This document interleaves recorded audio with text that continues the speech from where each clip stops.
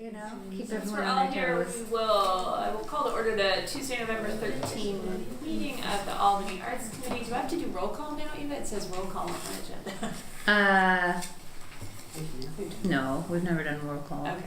Yeah, Call to order. recognize each other. What were we talking about? So the first order of business is the approval of minutes from the October meeting. Anybody who's had a chance to review this have a motion to make? I have a question about the description of the mural project. It wasn't clear to me, and I'm sorry I don't have it up in front of me now, but if we all look at it, it didn't seem to indicate that there was a request for, not the mural project, the other project, the creek project, that there was a request for an increase in budget. We did not increase the budget. We kept it at 15,000 and just had 2 locations instead of 3. Oh, okay, but it also seemed, I thought that there was not gonna be the flowers and animals in it. He said he could do it. You said we could. Oh, okay. I Yeah. guess I remember Yeah, wrong. no, Right, that's okay. Any other questions about the minutes? Nope. I Any- move that we, okay, the minutes from the last meeting. Second. In favor? Aye. Opposed? Motion carries. Okay, is there anybody who would like to address the committee on any item that is not on the agenda tonight? Okay. Announcements, staff announcements? Sure, let's see. Oh, I have an announcement. You don't have a microphone in front of you. And that is because we have a very fancy microphone right here that is picking up all of your words. So please remember to project. It is a pretty good microphone, and also if you do end up speaking, we ask you to project too so we can get it all on the microphone. Let's see. Thank you to everyone who attended the committee appreciation event. For those who couldn't make it, I dropped off some awards, so you are officially appreciated. And let's see, for Creek Art, I also wanted to update the committee that I met with the Public Works Director and Transportation Manager. We walked the 2 sites. I have a meeting with, excuse me, I just forgot her name, Friends of Five Creek, Susan Schwartz. Susan Schwartz. Early next week to really figure out the locations of each site, each creek, and after Thanksgiving, the artist and the artist and the Public Works Director and I will have a conference call to iron out some of the construction. It's a construction project, so this construction details, so that Public Works feels very confident in the proposed plan, because it was pretty general. What he proposed as far as what his safety plan was and the closure plan, and some things changed. So hopefully I'll have an update at the December meeting. Can I ask if you have any update, Eva? We had discussed at the last meeting the question of, and I think previously, the question of whether Art and Public Places Fund money could be used for performing arts projects, and we had asked about getting the city attorney to update us on that. Yeah, so mostly I talked to Isabel and we kind of went back and forth and looked through the master plan. Our interpretation of the definition of what the master plan, or excuse me, the fund should be used for is actual art in public places. So because committees don't do events, it's a gray area in the sense that if you kind of what the committee has been talking about, it has a feel of events, that it's a one-time thing and then it's over. So really what the council has, their direction has been to have actual physical artwork. So we're hence in the PAPP, there's in the work plan, there is murals, there are community projects, there are sculpture loan, there are very tangible items. So that's my feedback from Isabel in our conversation and looking at the master plan. I'd be happy to take more comments and feedback on that, but from the council, her interpretation, because she's been with the Arts Committee for so much longer, was that the council's direction really was, I'm not saying it properly, but the physical artwork. Visual art. Visual art, thank you. Visual art rather than, one-time events, and also that, we want to also create a legacy of the Arts Committee, that there's these lasting pieces throughout Albany. The Albany Greenway projects are a perfect example of that.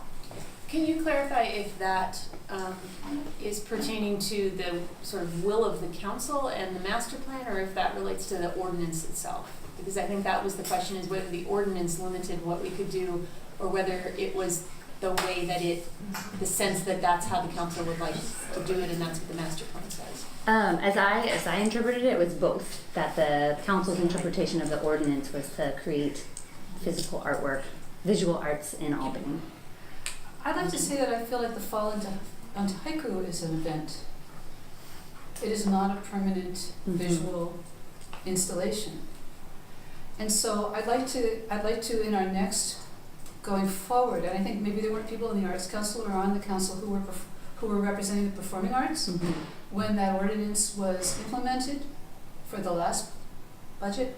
I'd like to revisit that with people, and at the very least get a budget for events around installation of new art or whatever, you know what I mean? But I really feel strongly that it's important that we include ephemeral works of art, whether they're theater productions or dance productions or music productions, things that are not visual and permanent in the ground set, and stating that we know that the haiku event is not one of those things. Okay, since we're in the announcement section right now, I just wanted to get all we can do is get an update from staff right now, but I think we have a need to fix the next agenda to make sure we have an opportunity to talk about this. We were going to try to do that this month and we didn't quite get there. Sure, and I'll give everyone just page, well, I have 2 page numbers here, but there's the matrix in the master plan that you can kind of look at as far as the different media.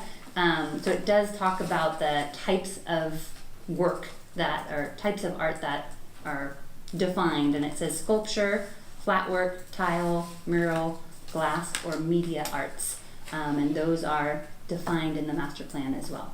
So yes, I agree. We can put it on the agenda and we can go into more detail. I think we need to talk about it, because that language is old, and it was written in a particular context, so I think it's great to revisit that whole question. Yeah, thank you for the update, and let's make sure we got it on the agenda. Any other staff announcements or updates? No.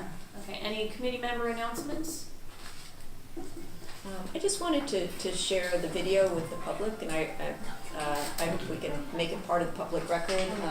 The 3-minute video of our September Bulbfest Dance Festival, which is also what we're planning to do on May 5th, which is another announcement, which is that Love the Bulb is going to present an even bigger and better dance and art festival at the Bulb.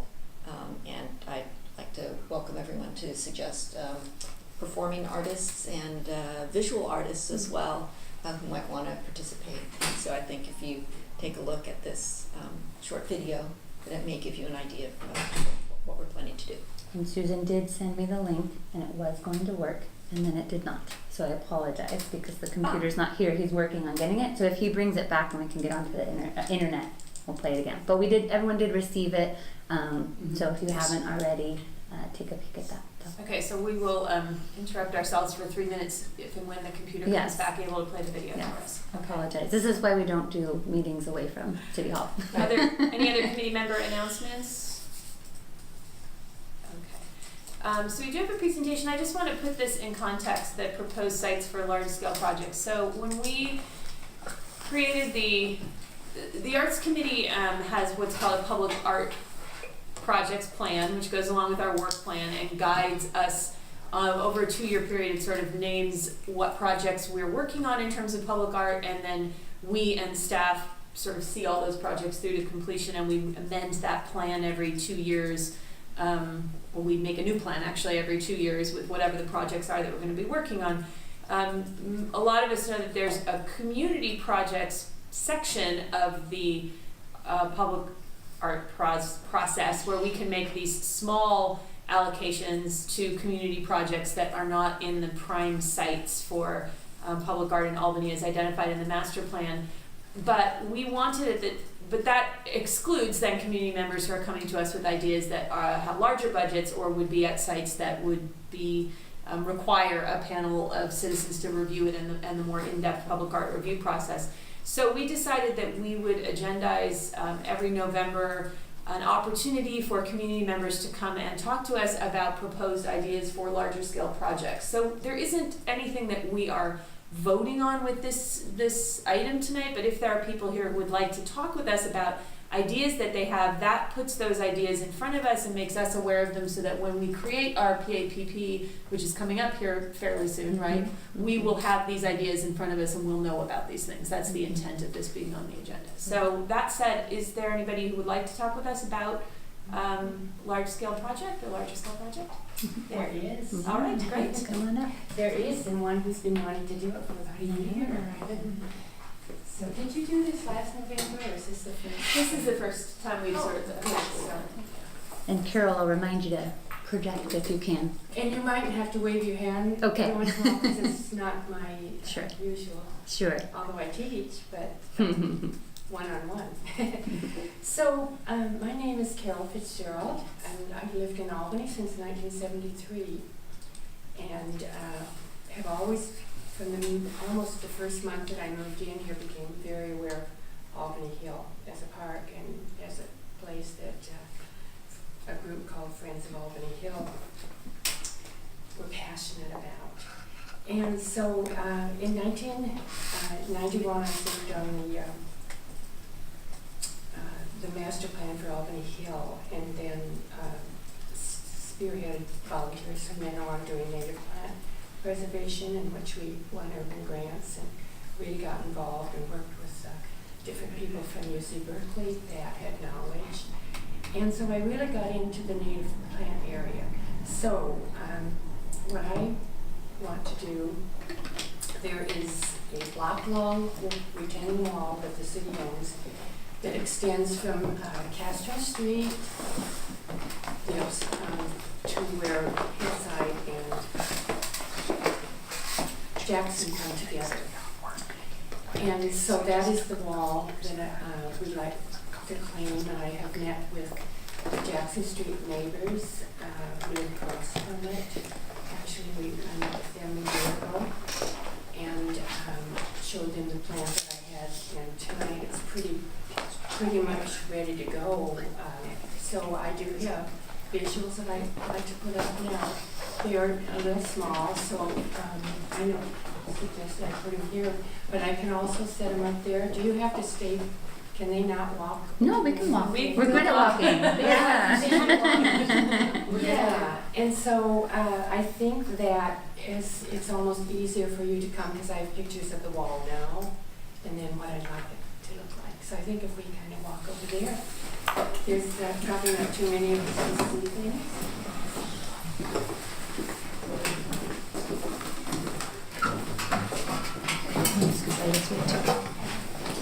So let me just reverse and set it up on this side.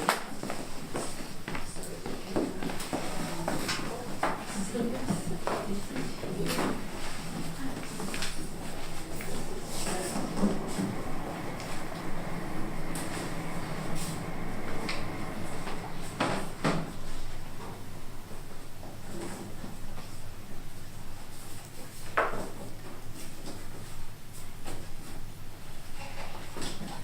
Okay, so this is the old city steps that Castro comes right at that sign that this is the area.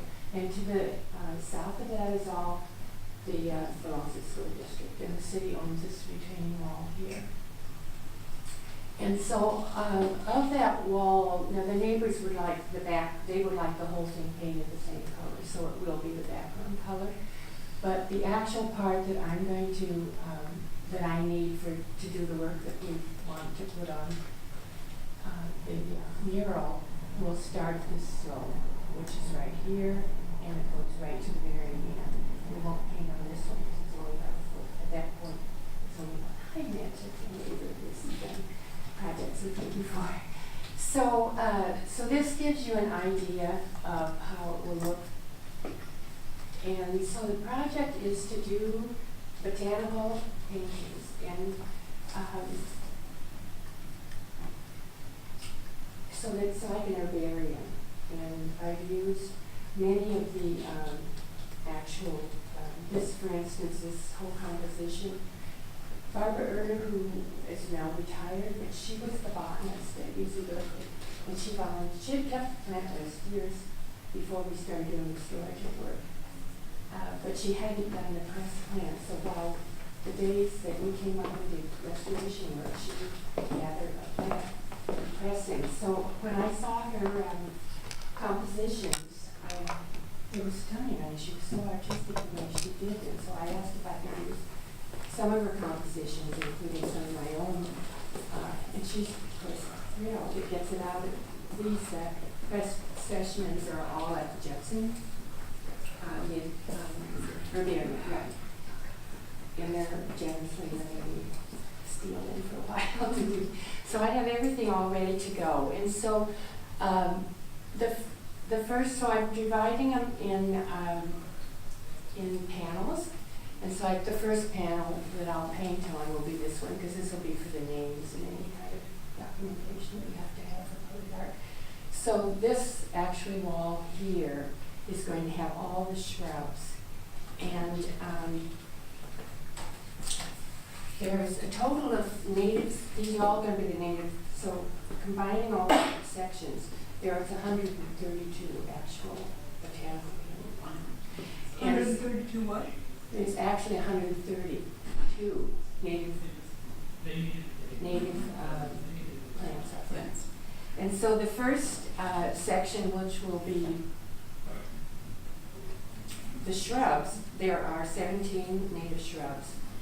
And there are, the next section will be the native grasses. There are 23 native grasses.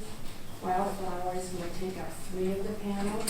And it's wildflowers and herbaceous plants. And there's 3 panels. And there's a total of 85 of those. And then the trees, I know Eliza loves the trees. Eliza lives across from Jackson Street. She's one of the neighbors. And we did another project together.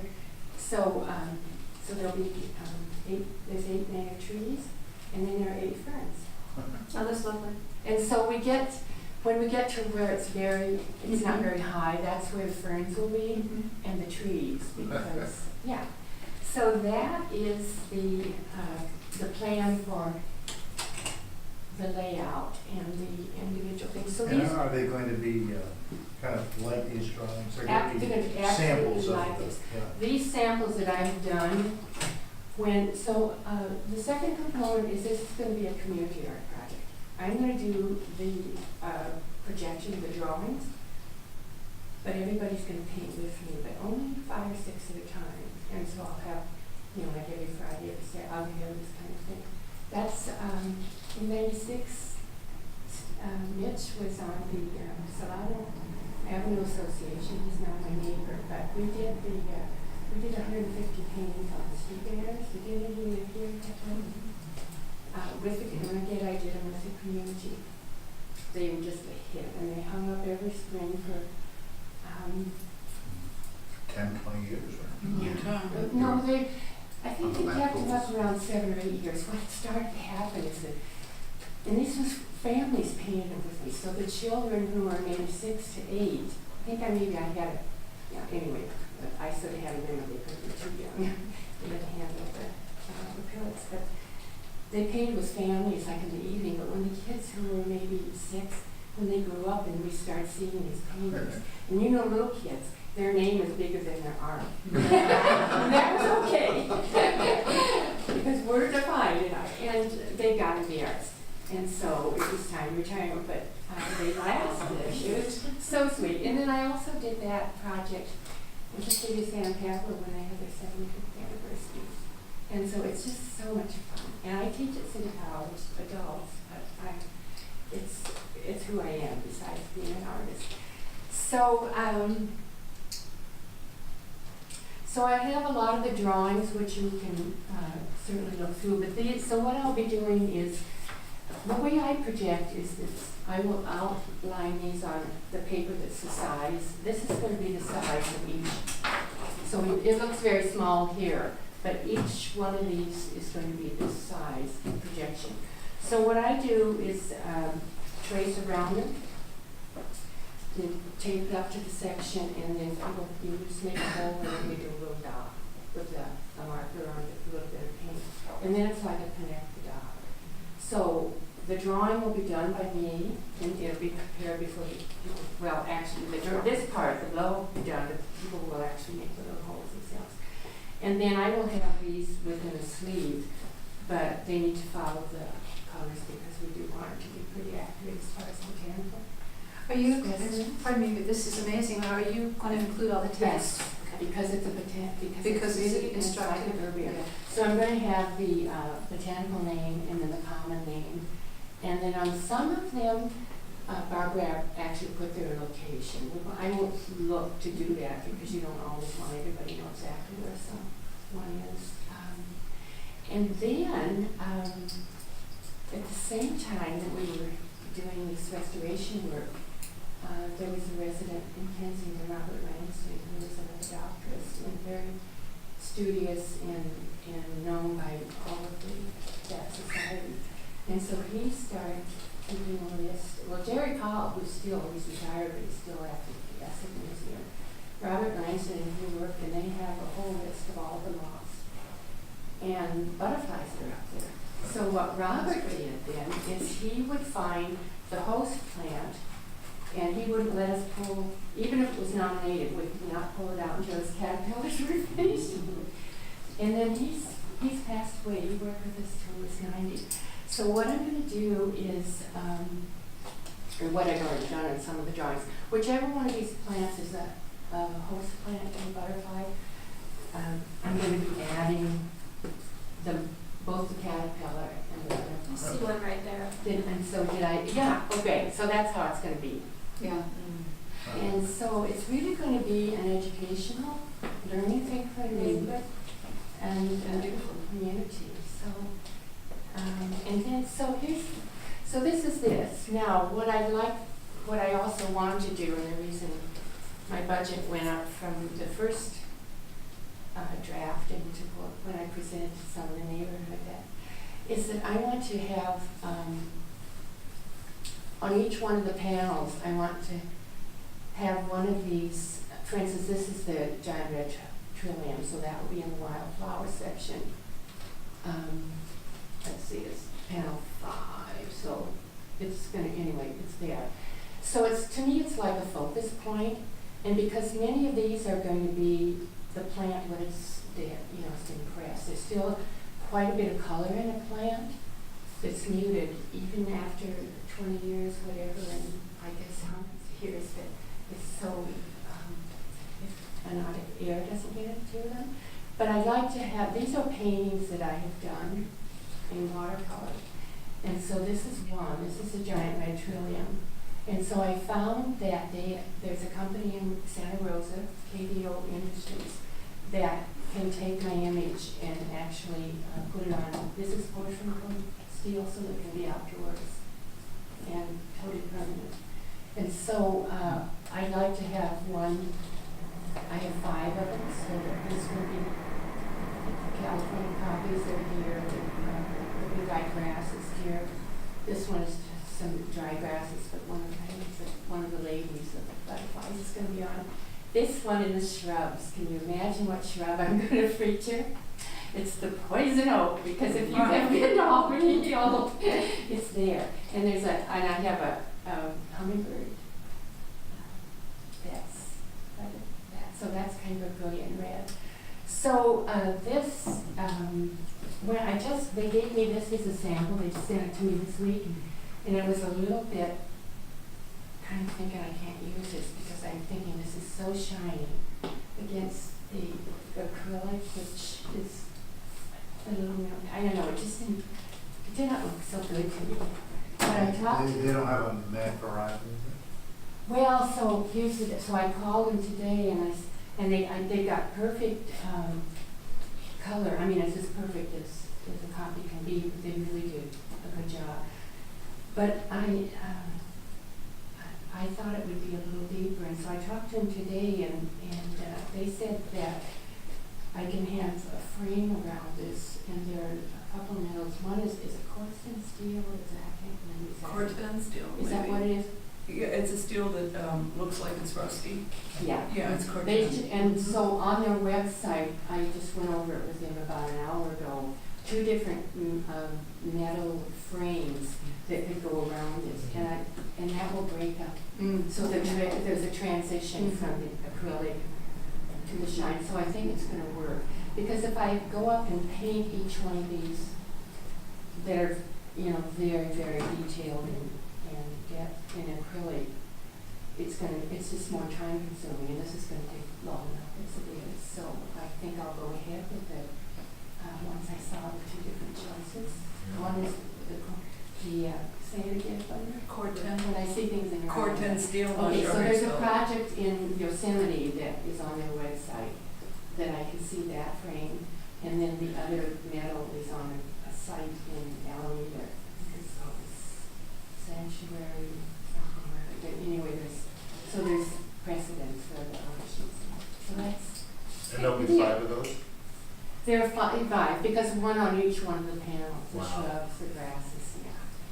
And they'll go both again, and they won't, well, this is real flat, the frame would come out a little bit, because, are you familiar, have any of you walked Jackson Street?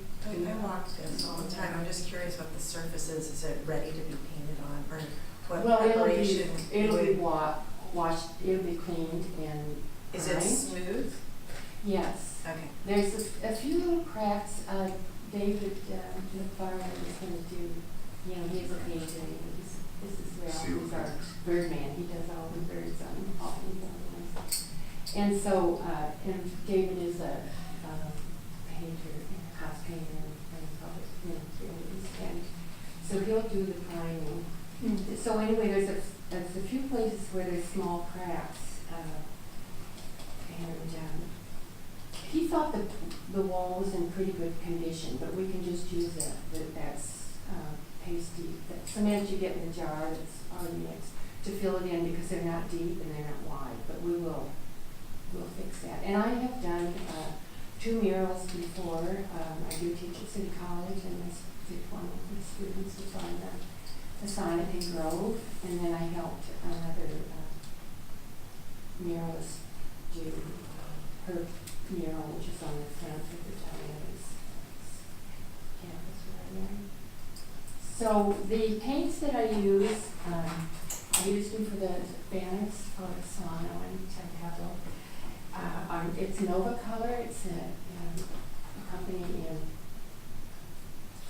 in LA, and it's what all of the muralists use at least in California. It's industrial acrylic, so it has a lot of pigment in it, and it lasts forever. We have those banners out. I still have a couple of mine hanging on my back porch where I live on Madison and Solano. So it's very, it's made to be in the sun. How the advantage here, though, is that we are facing, this wall faces the east, so it's not going to get the sun that a south wall is. And the mural that I did with my students, we did in 2012. And one of the sites that I teach in City College part of the time in the community is in the Mission, and the first director there, Ray Potland, is a muralist, and I'm very much in contact with Priscilla New York, which just is a go-to place. I mean, you can call them for advice and information, and they just are thrilled to just give you all the time and the information. And that's where I'll get to do the graffiti covering too, which of course we'll put on when we're all finished. So that's that. I guess I should say a little bit about the timeline. Well, Or do you does want anybody me to have add any that? other questions while we're looking at the This pictures? is a retaining wall, you said it's owned by the city? It's their property. It's their Yeah. property. Right. What's on the other side? Well- It's their property. It's like those. Oh, this is Hillside Avenue, which comes down and meets Jackson. And this is a very steep slope. A few years ago, Carol O'Keefe and a few others on Jackson Street, and then Albany Community Foundation, together they planted up here, and they did some native planting, but it was just too steep for them to keep up, so it's kind of just grasses, but there's still a But few. nothing's gonna happen up there for a good long time. No. And then the other thing that I was concerned at first, if it was possible, is that normally you don't paint a mural on a retaining wall because it can get moisture. But the city doesn't water it. And so it's, and also we have such a long dry season, so I checked that through to see, I talked to a number of them, and they're not concerned. And the paint that's on here is just the gray, and if somebody graffitis, the city just puts a little patch of another gray. And I watched that, and nothing is peeled, so I feel very confident that it's What do you think your background color, have you? Well, okay, so I was originally going to go with kind of a soft green. But then when I showed it to Liza in the neighborhood, they sort of wanted more of an ochre color. What I don't want is a checkerboard look. I want this whole thing to be one color. Mm-hmm. So like the grasses, some of the ones that, many of these plants, for instance, this one, they would probably look better on green because of the contrast. But the sidewalk alongside that runs right along here, it's not a normal sidewalk. It's probably, what do you think, maybe? Yeah, I mean, it's enough for one person to walk, and it'll be enough for us to have these, the ladders and do, but it's not. So people are going to have to walk over and really look at things, although they're going to be size, but it's something to me. But I think you're going to want to do that. It's kind of like something you're going to want to study. So I think we'll stay with. So this is a yellow ochre, so that's the plan. And this is your layout, kind of mock-up? Well, this, for me, a lot of this idea, but it'll also be, it's just that it's a little larger. So these are the shrubs, and this is the mock-up that will be made out of this material here. And this is all the grass. I'll tell you, the grasses thing is fascinating to me because I thought it might be a little kind of boring to be dry grasses. When after I did this, it's like all the little heads were so different that it's just fascinating. And so, and also the reason this one's on green is because I wasn't settled on the background color. The neighbors had gave into it. Okay, I'm gonna ask everybody to come back and sit down if we don't have any more questions about the pictures. I have a suggestion or suggestion. Mm-hmm. My roommate thought it might be a good idea, if possible, to include maybe some designs of the Native Americans that lived in the area. Well, it would be nice. Just along that, just very small. Eliza, here's the thought. I mean, this is kind of what I can do, but this wall here, these sections here, although I'll paint them so there's unity the whole thing, I'm not painting anything on that. So I'm thinking that another artist at another time might want to take that on because, of course... Which area are you talking about? The wall from here to here is not going to have this. Oh, I'm only going to do the part... I'm doing this many panels because that's all I need. But I am going to make the background color and I'm going to cover it with graffiti so that color is there. But there's a couple of things. I think another artist could do something there, or maybe when this is done, like I'm not featuring the monarch butterfly, which is so important out there. But it's on the eucalyptus, which is non-native, but it's there. It's where the monarch's there, so it needs to be there. So we might at some time feature one of these, to have the butterflies and moths. Or the birds, the wonderful birds there, and somebody to see me on such a long-eared, do you think it's a long-eared owl? It's in the backyard, but hard to tell. But anyway, I've only seen great horn, but so there's wonderful birds up there. But these old stairs, the stairways in the city that somebody's done in the sign? mosaic. I think they would be fabulous if somebody did a project and had mosaics come up. Wonderful skills. So I don't know how this area got mixed in the general plan. Okay. So, I'm trying to change that. So maybe that can back up to our seats here. But you're doing the trees. I'm just doing the native plants and trees and native vegetation. So. Let me just take this. So your idea of how much this would cost to do this project is approximately how much? Is even, here you go. Yes, I'm here. So I did you get that, Ewan? I did email you the budget and I just got your resume. the resume I just sent this evening. Okay, but I sent this yesterday because you said you wanted it new. Oh, I'm sorry. But, yeah, so I didn't bring you enough copies, so I just had the one. Okay. But, so anyway, the budget is $22,660.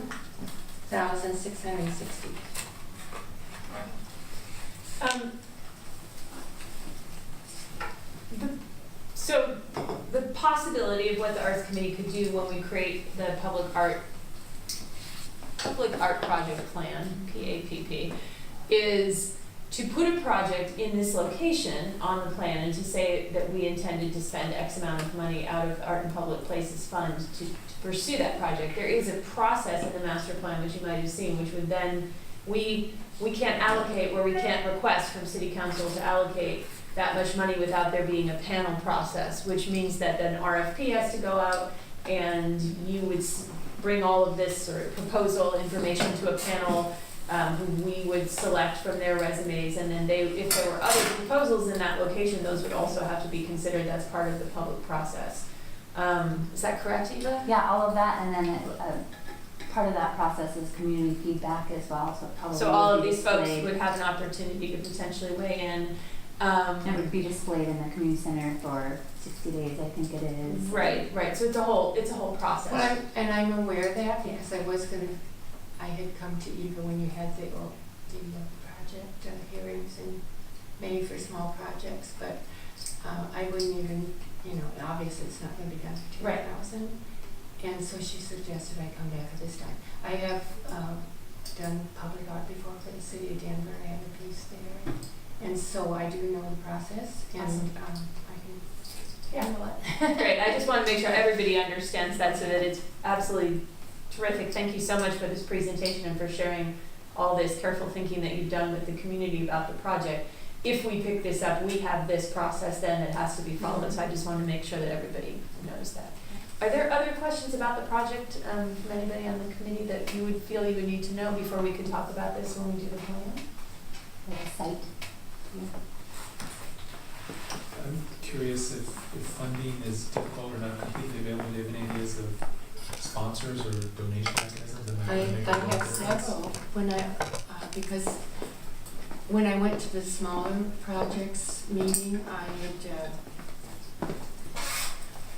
had planned to raise some money to go with it, and the thing is that they couldn't go over it. The project couldn't be over 10,000. Right. So. Number one, I've already been to and shown the project to the Albany Arts, the Albany Community Foundation, and they are very interested, but their grants are around 2,000, and they don't usually go over that. And so I also had thought, I was around when the library was built, the little bricks were put out front with people's names, and I think they did a $100 donation to get those things. So I had thought that if I needed to raise some money, that I don't know how it works when it becomes one of your public art projects that are funded by the city, but certainly I could get sponsors if you'd like to sponsor the native trees, that would be a certain amount of money, and that if we bring in that kind of sponsorship from the community, which is certainly possible, then we need to have we need to have a section where we could actually have people's names, which could be done. So I think that that could be done. So if this committee decided that we wanted this project to happen and we put this on our plan as something that we were potentially going to support, or a project like this, because again, we would not be in a position to guarantee that this exact project would happen this way because a panel would have to decide and citizens would have to weigh in and everything. But if we did that, you're saying that we might not need to allocate 22,000, there might be other sources of funding that you know of that are interested in this project. Providing it was a large enough amount, so that, because I'm going to be putting in a lot of time outreach to get the people involved. And so, of course, anytime you're fundraising, it's a little bit, but you know, it's a small town, and people really are interested in things like that, so. Does your budget include all the priming and the graffiti? Yeah, I'm sorry that you don't have it. So here's the budget we're going to. The artist fee will be 11,000. The project expenses, the paints are 3,600. The gesso's 250. That's the primer. The sheer coat graffiti covering is going to be 375. And then those porcelain steel images are 1,200 each, so that'd be 6,000. But with the frame, they might be 100 or so extra. So that would go up to 7,000. But I think I could absorb that. The miscellaneous, which is brushes, drop cloths, that kind of thing, paint containers, etc., is $600. Carpenter's installation fee, and this is kind of just an estimate at 500 because I'm not exactly sure if it'd be that much or how much. Apparently, just many contractors are familiar with how you bolt and I had them done at City College by our carpenter building and grounds, and so I don't know for sure what that price is. The water pressure cleaning is, I think it's about 300 because we'll be renting a cleaner. That's part of preparation of the gesso. The water pressure. Did you talk to the city about the integrity of the wall itself? Are the city confident that Right, it lasts, like, I don't know what the projected lifetime. I have it to the most recent Public Works, but when Tony, the tree man, Tony was our our urban forester, he felt it was. He actually was part of the group and helped him. Those that did I told you they did the planting above it on that steep area, so he kind of looked into the wall. What do you think the lifespan of this project would be? Well, murals last, forever. The paint on the wall that I've done with the students has been up since 2012. We haven't even had a graffiti, but I just think the students put so much love into it. So I understand that there's drainage holes in the wall itself, meaning that the hillside does get flooded, I guess, at times. We should be so lucky. Yeah. Shouldn't we together? I just wonder if the wall is any kind of an issue as far as cracking or crumbling or being pushed and being distorted in some way. I know it's not supposed to do that. I'd certainly be happy to check with him again, his new people. But we could also ask if the committee decides that we want to support a mural on this location, we can also ask the committee. I think that would be one of the things we'd investigate. Okay. Any other questions from anybody about this idea, about the proposal? It's great. Yeah, thank you very much. Our process, when do we do the next PAPP? Starting as early as next month or January. Yeah, and we send it in the spring, is that right? Yeah, April. Yeah, so there would not be any news from us before the spring, and what would happen if, like I said, if we proposed that we wanted to support a botanical mural on this site, is that then an RFP would go out and you would need to propose this to the panel that was considering that. And to make it clear, the way that process works, other people could also propose botanical murals on this site. The way our process works, we can't select an artist and a project at this budget level and approve it inside this committee. It has to go through this big public process. And one of the reasons that I've been so thorough, first of all, is the time that I didn't want to work under pressure, so I've done all this work, a gamble, is that you have to think about that the painting outdoor season is roughly April through October, and you don't get as much done in July and August because of the fog. You can't paint when there's moisture in the air. And the way I see my timeline right now, I would love to be able to start in April with the preparation, start the actual painting in May. And it's gonna run over to the next spring and maybe a couple of months before it's finished. So my thought is it's gonna, if we were to be able to start it in April, then it would be the following, 1st of July would be my deadline to complete it. But it won't be left next winter weird, because we're gonna start in the middle and paint panels out so that it doesn't look lopsided for the carryover. Mm-hmm. So I don't know if you can do anything about the time frame, just keeping that in mind. Yeah, I understand what you're saying. Our Yeah. time frame though would be that we would have to recommend it to the council, they would have to say, do it, and then there would have to be this whole process of And that's consideration and 2 approval. It Yeah. takes a while. It takes a while, but and again, the PAPP wouldn't even start till June. It's a June through Yeah, so for we a wouldn't 2-year be talking program. about something that our fund would be able to fund, I don't think that soon, right? No, definitely not this year. So it looked like it might not. I'm sorry, definitely not So then 2019. it's more like it's gonna start 2020. That would be the, spring. if that's your Because of the timeline, weather. that would be the earliest, yeah, if it got accepted. Even if the, Well, we might.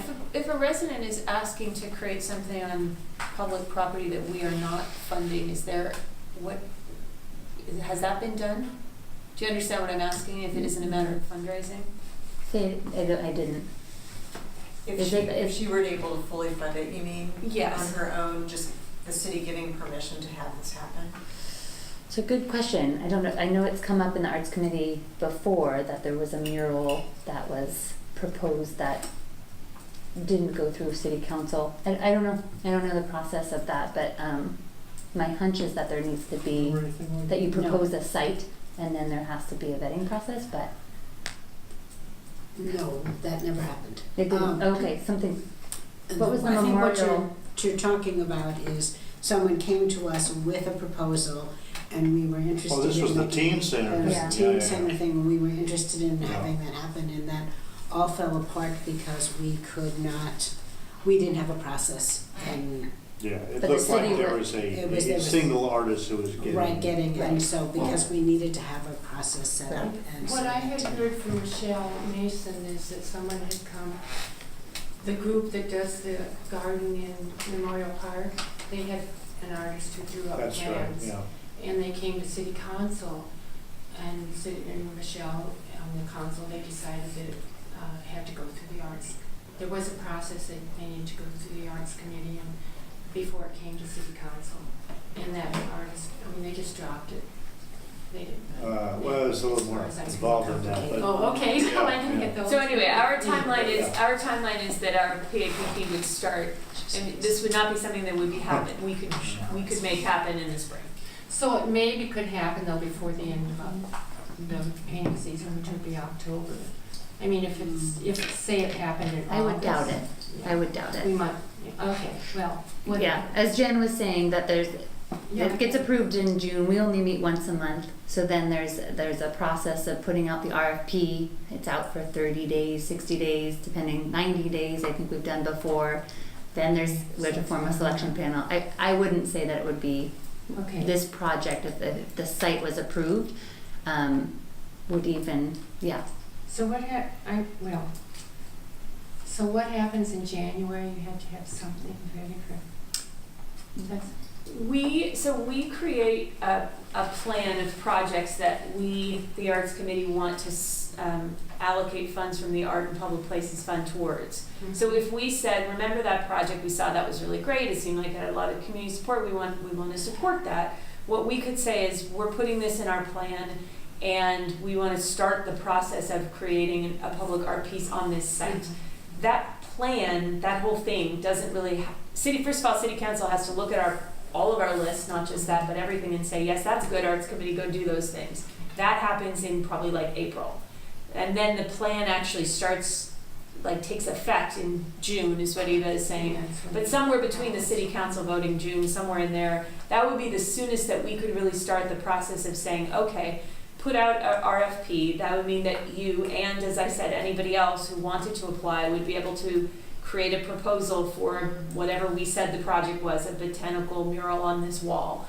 Then we would at the same time we would select a panel of people who have expertise in murals and public art and things like that. They would send us their resumes and their CVs. We would select 5 of them or some number of them. Then they would meet and review the proposals that came in. And then there's a period of public comment where everything goes, usually it's put in the lobby over here and residents can look at it and make comments. And then it comes back to the Arts Committee. We have to approve it finally and say, yes, it's approved. And then it goes to City Council. They have to approve it. And then it can happen. So that process is very long.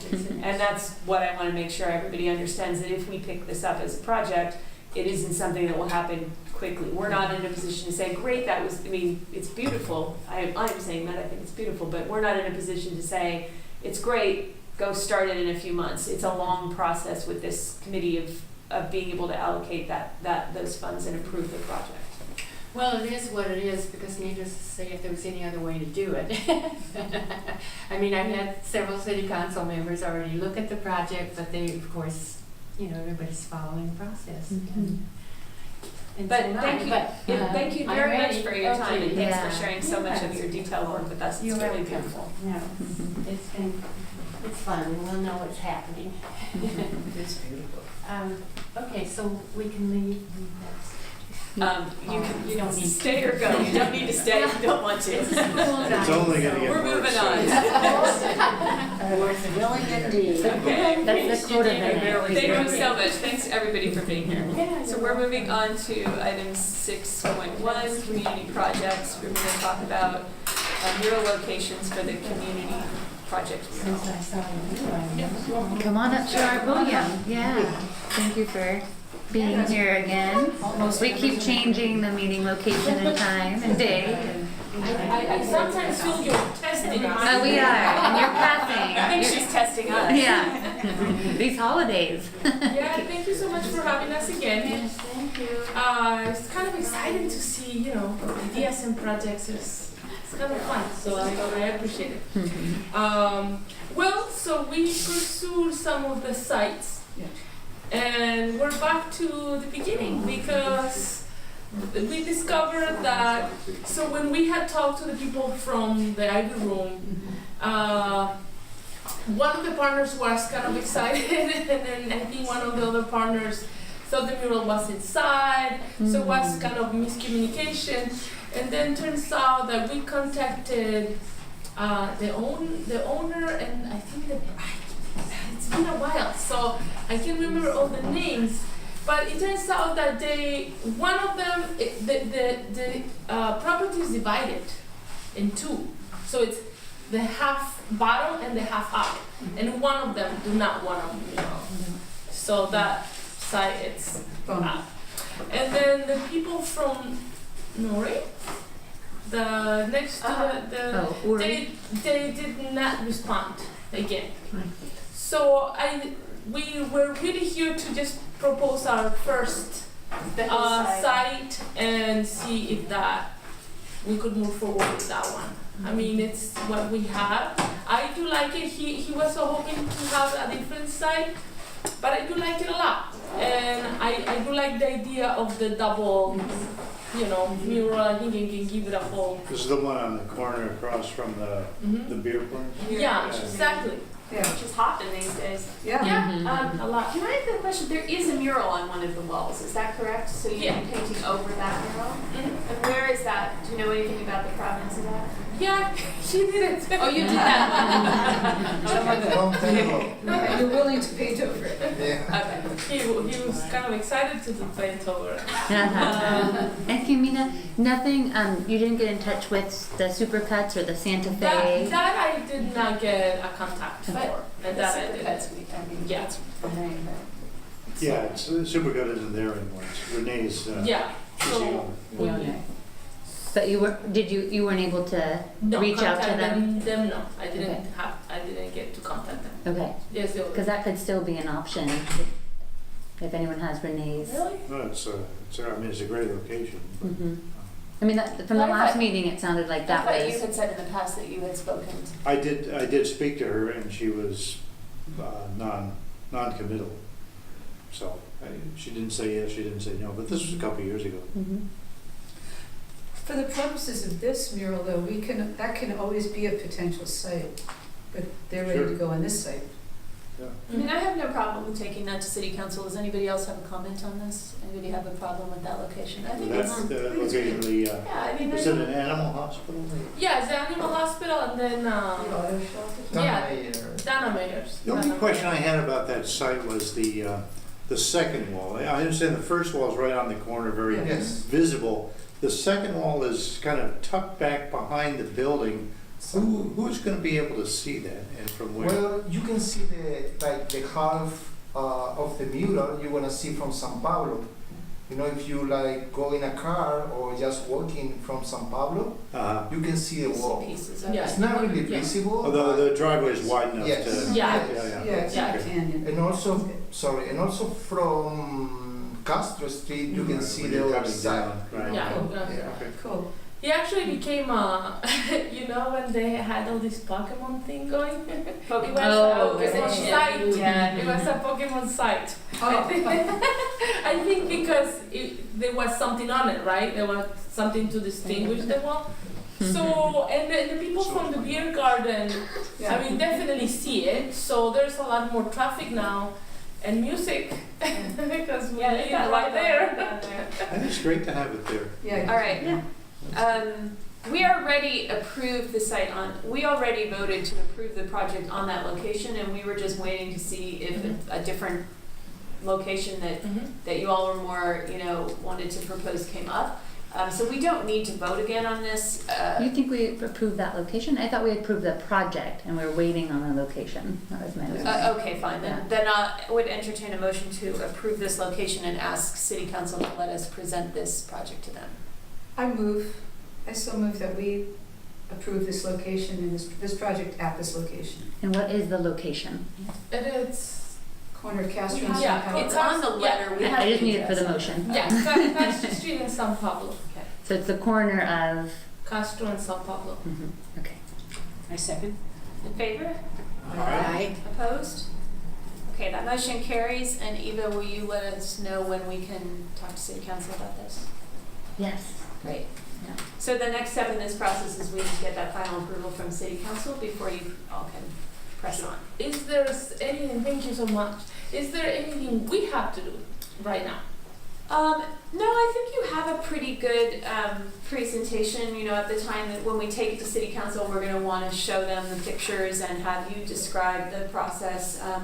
If you have been working on the list of groups that you want to talk to for the stereotyping, that would be interesting, I'm sure, to them.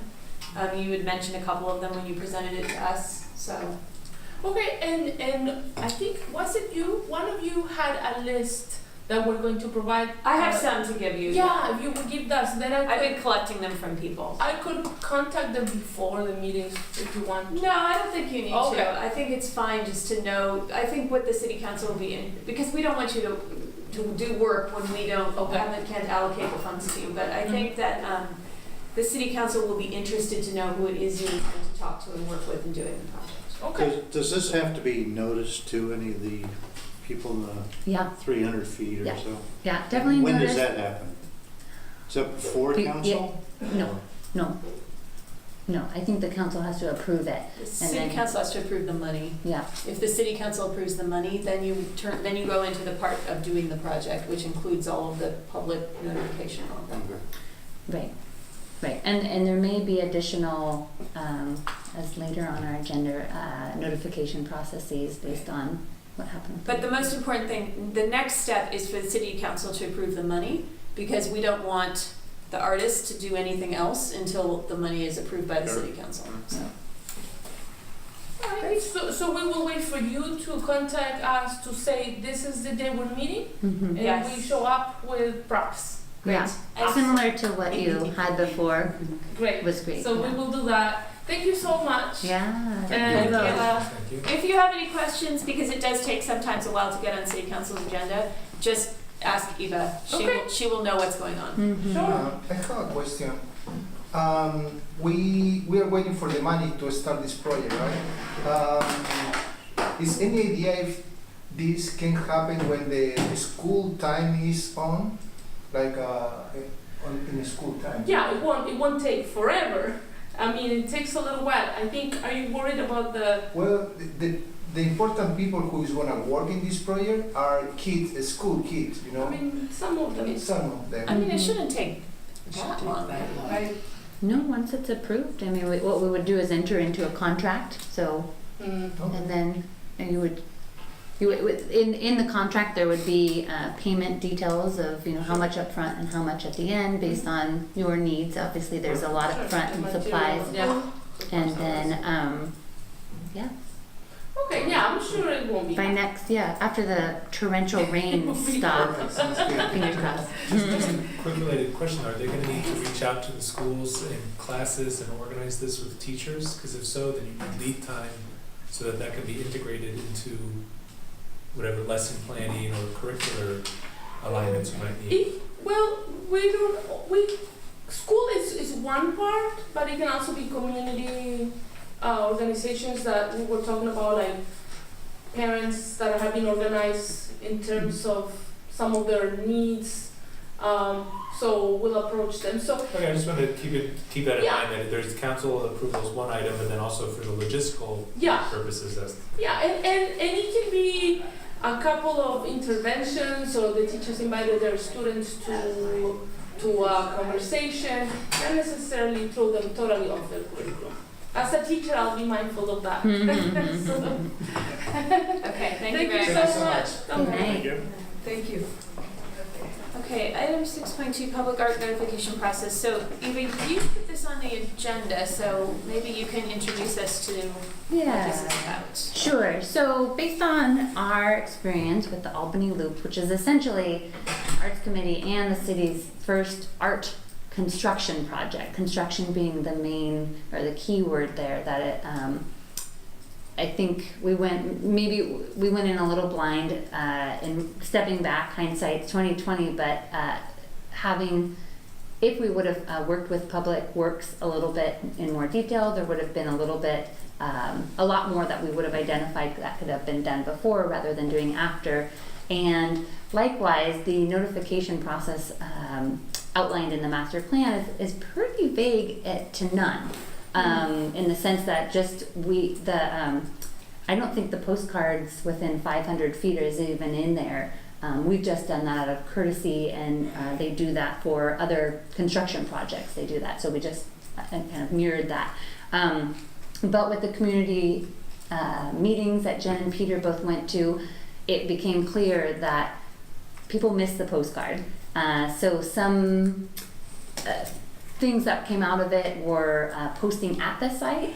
So we post it here at the community center as our way of doing our due diligence. Obviously, not every neighbor comes to the community center. We have it on our agenda, we have it on city council, but having it at the physical site with images of what it would, renderings of what it would look like.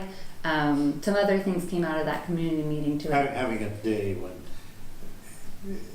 they already have a demonstration, all the neighbors come and someone is there to explain it to everybody on the site. So there's a date, yeah. right. So there are a few different things that the city is open to. However, there's not a process, and like Jen and Peter worked on before with the community projects.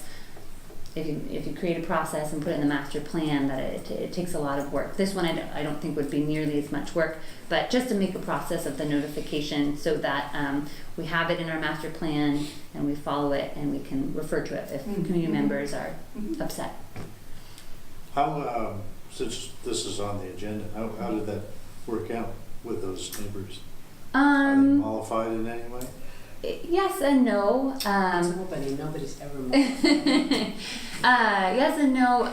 The city has agreed to do some fast-growing plants, kind of along. I'm blanking on the street. Portland. Yeah. Portland. So that it would block the view for some neighbors and some of the more disgruntled neighbors. Yeah. So we're moving forward. It's this. That was my next question. They haven't made any progress on it in ages. What's happening? What's happening with the loop? Yeah. The quick update is that they realized, I may have mentioned this, that they couldn't mow the grass by it, and there was risk of dinging it, and they couldn't get under. So they had to figure out and research different no-mow grass. So Public Works got involved and they're working with the contractor as far as that goes. So, yeah. Things that Arts Committee didn't think of, right? So this, No regrets. this agenda item is to nominate a subcommittee of 2 or could be more people to write this public art notification process that would become part of the public art process in the master plan. Mm-hmm. And something to also anyone want to campaign for this job? something also to consider too that's come up as we're doing this mural project, as we're doing specifically the sculpture loan program too, is do we have to go through this every time we have a new sculpture? Seems like that would be separate. Just some things to think about for the committee and whoever is on the subcommittee as well. Just a thought. For the loan to own kind of thing, those are not permanent things. Correct. Do we have to go through this Well, in order that's- to do that? That's what will be in the process. And maybe that's the difference. It's permanence versus not. Versus, Yeah, probably everything's up for discussion. Yeah. You decide how far you want to take. Mm-hmm. Mm-hmm. I'm gonna just do Ask for forgiveness. This is And ask kind of for a cover forgiveness your later, ass yes. situation, right? This is like just create a process so that we can tell people we have a process and we followed it, because No, it's actually to create a process so people will actually know about it. Because in point of fact, we had a process and we did follow it. They got Yeah. postcards that had pictures of the art on it, but they didn't notice them. They did not, And so, and it's a Well, problem won't. because, well, the Some idea is people to won't. make our best faith effort to improve that process. Well, first of all, that's what we can do as the Arts Committee, is we can rewrite the process to try to say, okay, what could we do within reason that we think would be noticed. You know, I actually asked the neighbors, what should we do? And they said, give us a flyer. And I said, well, with respect, we gave you a postcard and you didn't notice it. So that doesn't seem to me that a flyer versus a postcard is going to be that different. And then somebody said, we'll put up a sign. And that actually seemed like a reasonable suggestion, that maybe if a project is coming to an area with houses within a certain distance, and I don't think it's really relevant if there's no housing within a certain distance, then I kind of feel that the process of having it in the public space and on wherever it goes on the website is basically all you can do. Mm-hmm. But if it's visible from people's houses, then it seems reasonable to put a sign there. Maybe that is the process. Maybe there isn't a lot more to it than that. I'm not sure.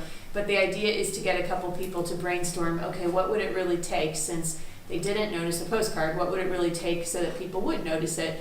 Not necessarily to...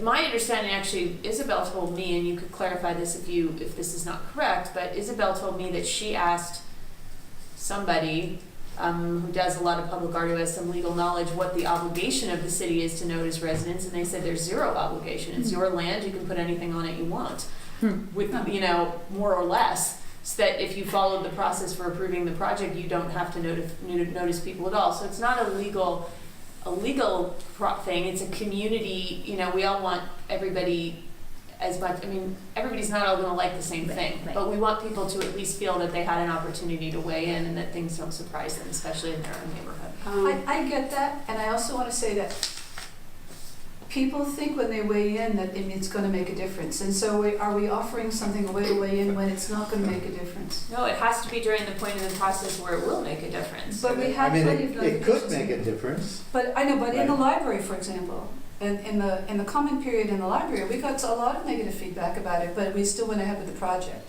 because got most of more it, we got more I get positive. that, I get that, but I think the people who have negative feedback about it have an expectation that their negative feedback will be listened to and responded to.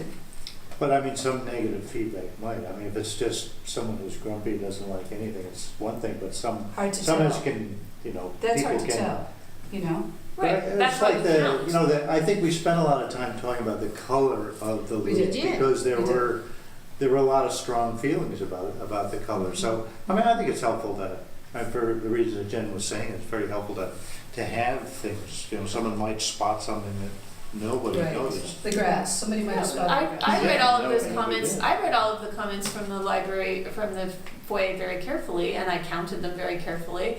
And there were way more positive than negative. Had there been more negative than positive, I explained to residents, I don't see my position on this committee to say I like that project, let's approve it. I see my my position to say, hey, there's a lot more positive feedback than negative feedback.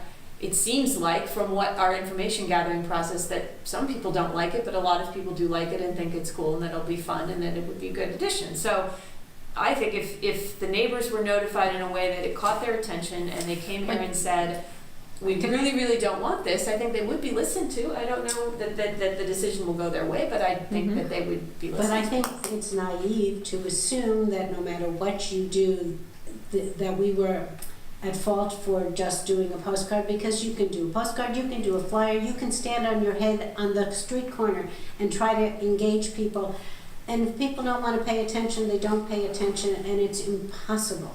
I absolutely don't disagree with that. And I still think, but to feel that we are responsible because we didn't make enough of an effort. I'm sorry, it's absurd. I'm not saying that. I certainly don't intend to say, and if that's what you heard, I must have misspoken. I don't think that we are to blame for anything. But as Eva said, this is our first go-around at doing this type of a project in a neighborhood close to people's homes. And the feedback we got from those people's homes is that they were surprised by the project and didn't know anything about it.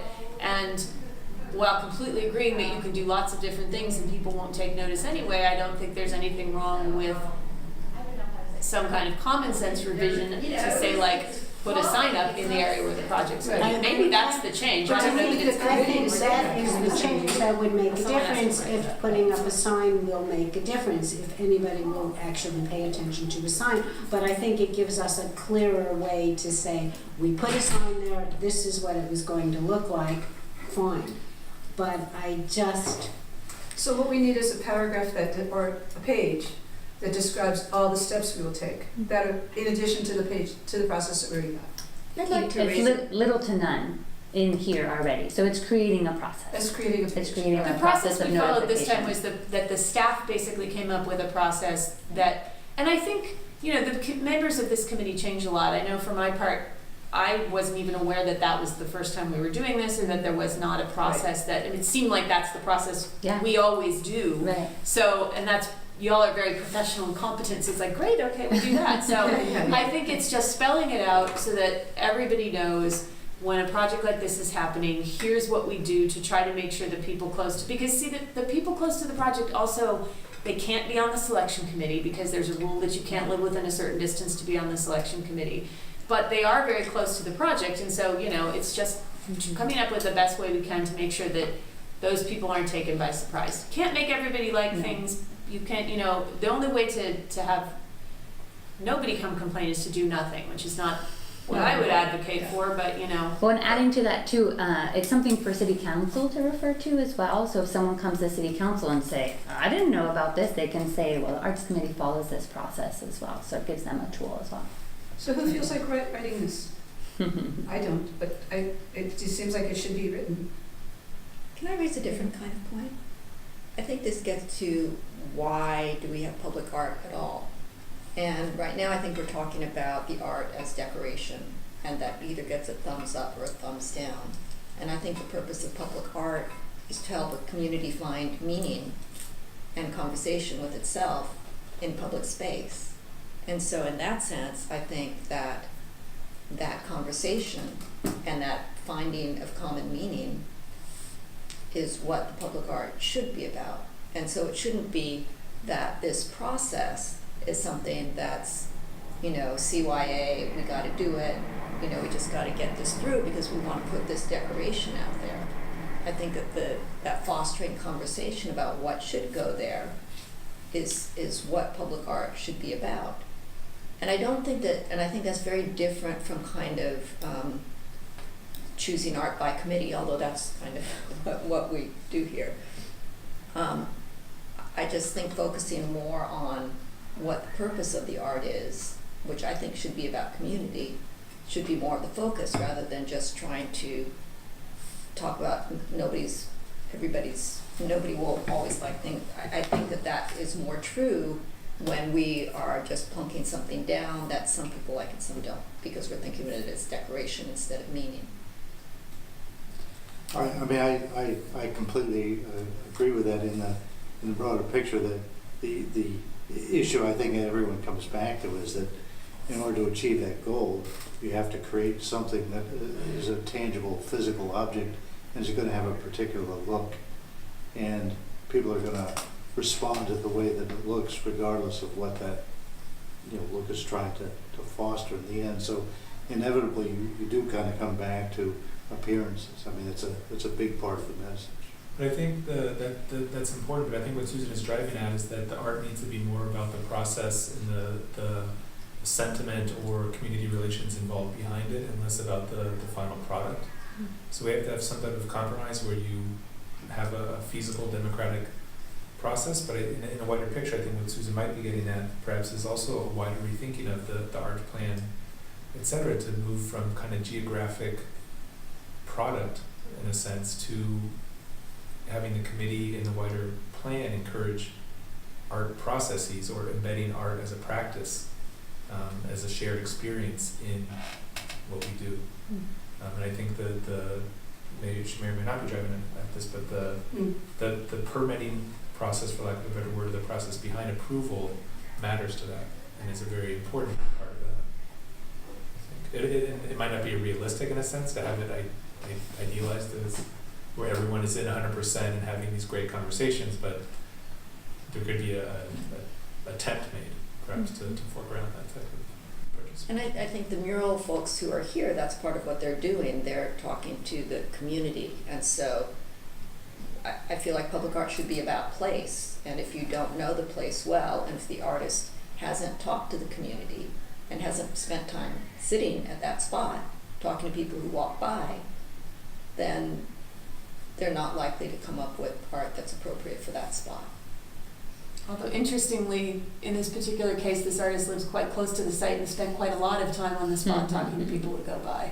So it doesn't always mean that because an art, and I think I think what you're saying is very interesting, and I agree with you. I still think that the process has to embody that, and if the process doesn't,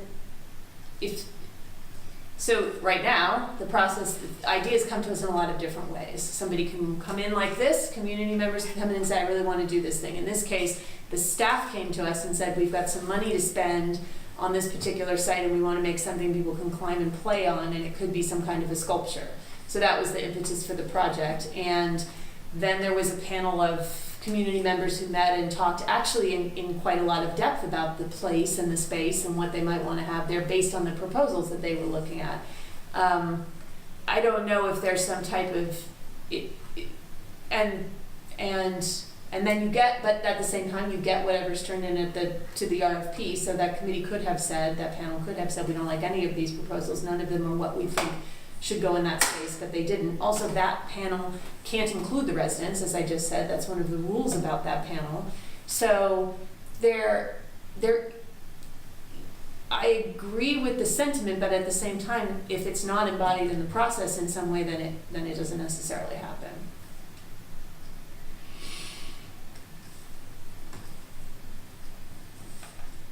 You should be on the committee. Yeah, there you go. Yeah. We just No, I actually have some other things that I want to be working on, so I'm sorry, I can't be on this committee. I tried. You gave it a shot. Yeah. Well done. Volunteer for somebody else. Yeah, I wonder that about the one of the things the residents asked at the meeting was if there were residents on that on the panel, but there can't be residents on the panel, which is because why? I mean, I assume it's the same reason that if you live close to a project here, you have to recuse yourself if you're on a committee or commission too, that you have a vested interest. The that you design reviews are all like that, right? Yeah, on Yeah, city, but they're not any on a committee or committee. commission. They're not appointed or serving, they're just citizens. Citizens can Well, they're always approving come. a big project, you know. I don't know the exact reason. If somebody's building a renovation next to your house, you get to come and speak to it.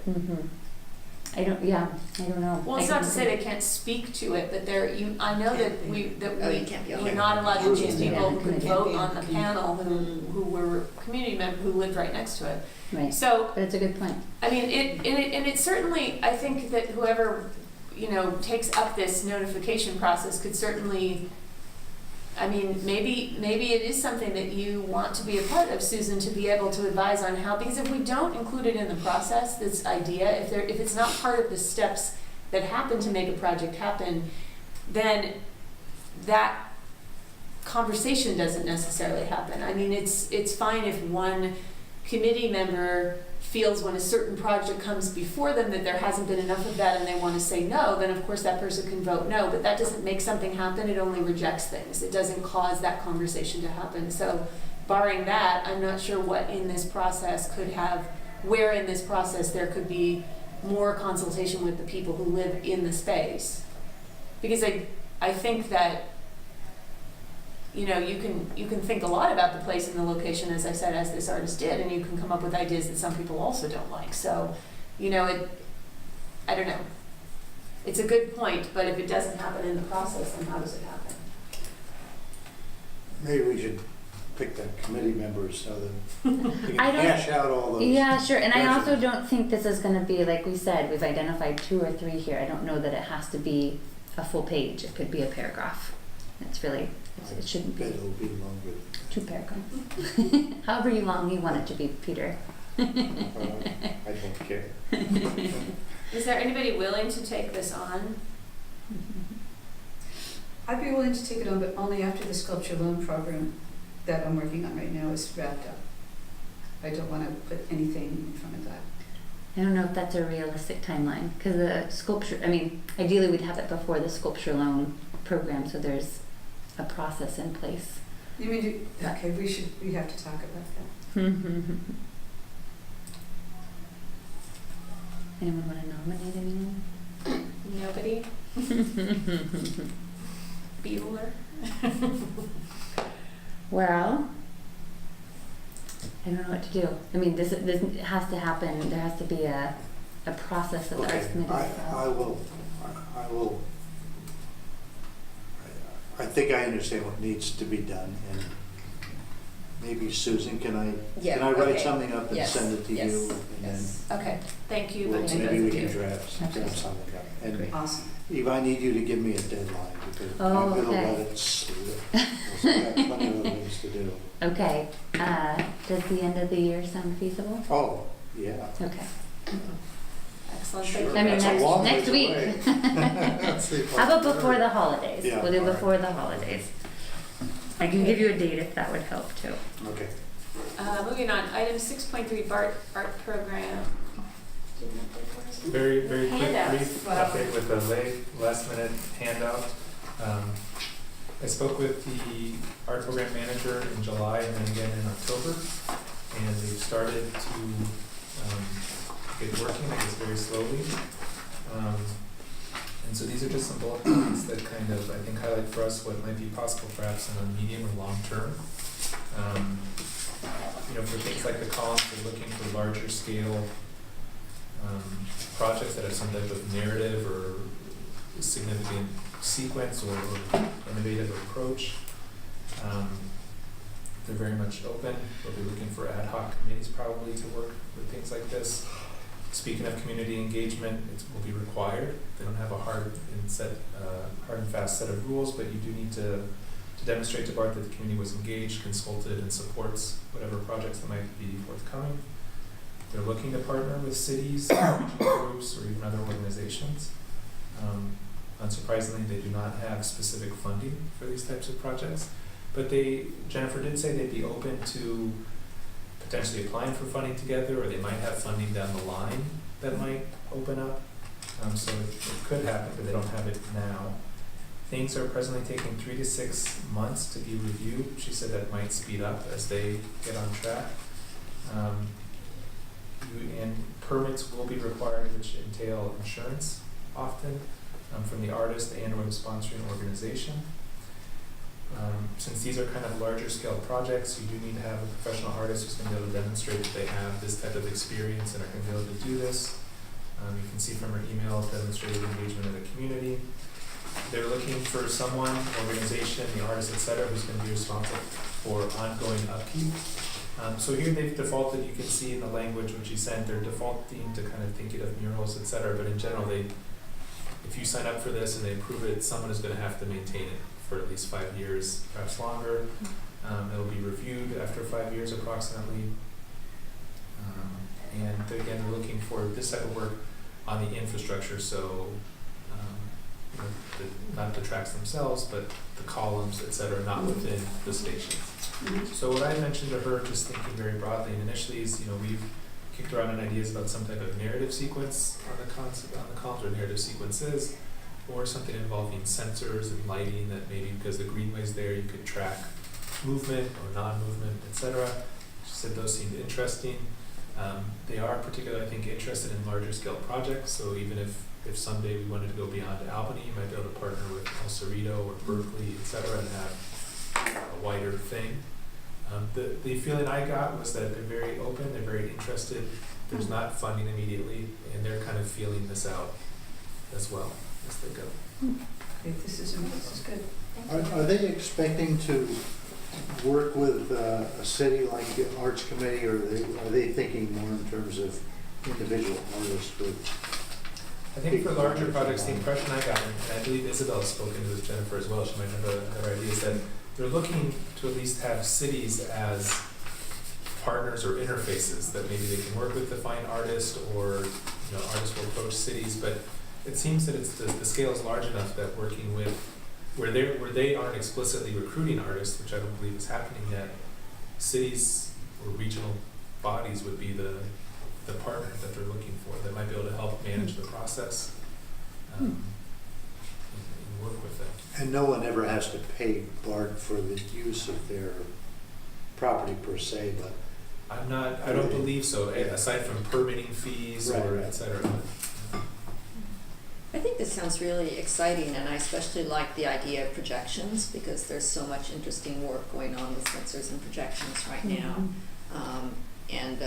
For example, Greg Niemeyer, who teaches at Berkeley, did a really interesting project with our students, and San Leandro, with sensors. And you can have art that responds to everything from air quality to the speed of the bikes going by, that can respond to people touching things.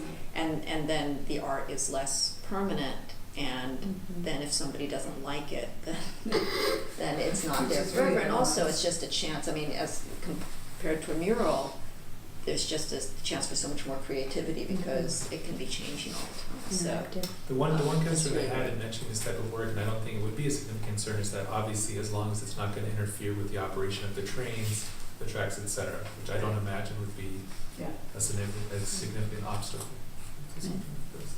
The narrative idea is really interesting too. There's a nonprofit here that's called Chapter 510. There's a lot of them. They're all called Chapter this and Chapter that, and they're offsprings, I think, of the Valencia Street project, David Egger's project with youth writers, and they do all kinds of fantastic, publication of young people's writing, and I don't know, I just love the idea of something narrative, or it doesn't have to be literally a word narrative either. The sensor idea would be interesting if there's a way to, just because they do repeat, as you go along. You could ideally, depending on what comes out or what comes to fruition, you have scope for two narratives, right? Going one way and going another, potentially, so there's also interaction. That's cool. Great, thanks for doing that. yeah, thank you. So I left her, I said, we'll think about it and we'll get back to you if you have ideas, and please vice versa, let us know.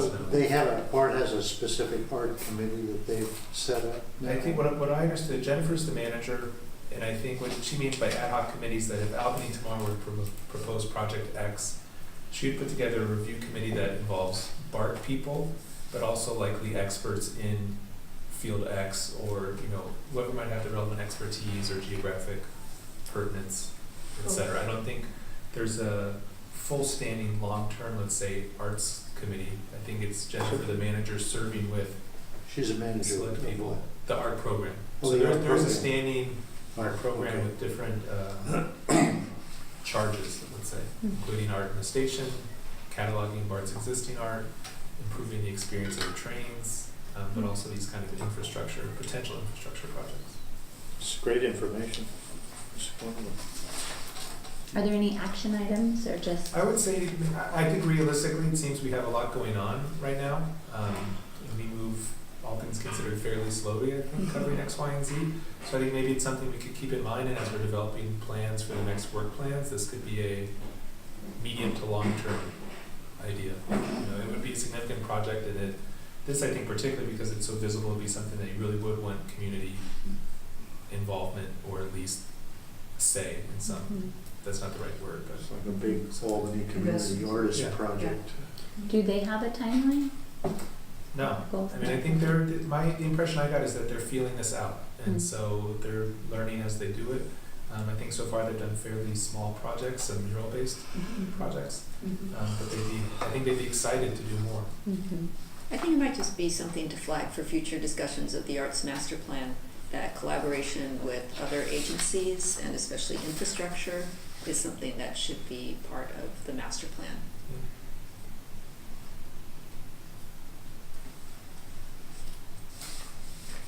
Okay, item 6.4, Jenny and Peter are going to update us on the sculpture loan program. Well, I've talked to all the different artists, and the plan was, I don't know how to proceed. I don't know how to proceed because I have sort of walked it a whole bunch and got a vision and talked to the artists and figure out what I would do. But I need the Public Works Department to do some of it for me. And now I don't know if I have to ask all the neighbors. So I'm a little bit, here's how I'm feeling. I feel like I know what we should do. And I feel like my thing is really cost effective. And we don't need concrete pads for some of the art. But I also feel kind of pressure having represented the city with these artists and saying, yeah, we really want to do this. And then everything seems to stop and slow down. And I don't know how to move it forward. You know what I'm saying? I don't know what to do to move it forward. And I don't know whether the committee wants me to float all my ideas in front of the committee and we decide by committee, or whether it's just something that I take on like the foyer, or, I don't know what the process is for doing the sculpture loans. I can speak to the notification process. You would not have to do any of that. The city does all of the notification But process. do we want to have a notification process for the sculpture loans? That's a committee decision. And it's a decision that would impact my ongoing relationship with these artists. So I would have to come back to them and say, no, it's not gonna happen anytime soon. Because we're gonna do a notification process. And that's not a reason not to do it. But I'm just saying that I'm the person who's doing that. Yeah.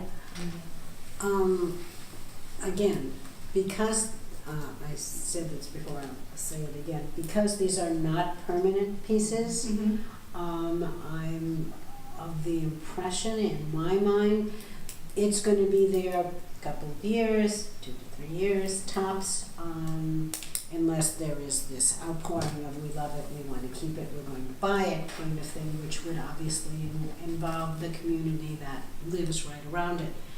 I don't see why, we need to have notification on these particular pieces because they're not going to be there that long. But are the locations themselves going to be there for an ongoing determined period of time? I believe that isn't that what we have? Well, that's what I'm talking. That's one of them has a possible conflict because it's on that thing called the Rotary Road, and that's where I want to put a concrete pad because the 2 columns that want to go there need to be set in concrete. The other places, one doesn't need a concrete pad, and the circle around Dartmouth, and just needs, the artist would say he did a concrete pad. You don't need to know my whole process, but I figured out what I think we should do. I just don't know how to do it. You know what I'm saying? I'm not being very articulate about it, but I have ideas. Well, if you want to move ahead, you have to, certain things of Public Works, you'd have to talk to them. So you want to know, is it okay to approach them? That's what I want to know, and I feel like everything has to go through Eva. Then it's kind of stuck, right? So I have to go through Eva to do anything, and I just want to know if it's okay with the committee if I move forward with that. So the one thing we had talked about is that the circular column, everyone knows where that goes. Yeah. I think a concrete pad would be great. We've budgeted some money to that. And we were just, if we're going to do a concrete pad, Public Works can do it. They just need to know the size. And that was one thing I thought maybe the committee could decide how big it is. We can make it just for this piece, but we have to think long term, 10, 15, 30 years down the road. What's a concrete pad look like that's going to be, versatile? for Well, that's businesses. the discussion that I had a lot in my own mind as I walked along those different things. And I think we should let him do a specific concrete pad for that installation and then use all the different materials that are already at play in the Albany Greenway to create a setting for that particular piece. That either chips or decomposed granite or, you know, those kind of fountain grasses that are over by the place outside of the senior center. You know, there's the thing that I really want to avoid as I walk the path is like, oh, popcorn of sculpture here, oh, event here, and having it be very scattershot. Like, oh, we just plopped something down. And I wanted to create like a kind of a hardscape theme so that it's in harmony with the rest of the path. And that would mean using either like the cedar chips that are in the senior thing or the decomposed granite that goes all along the path, or using native plants growing around it. And those things are fairly transitory and fairly cheap compared to a perimeter concrete pad, one of those really structural pads that can take a lot of work. Mm-hmm. The only thing that I think that we would need Public Works to do would be to level two sites, fairly level, and then help.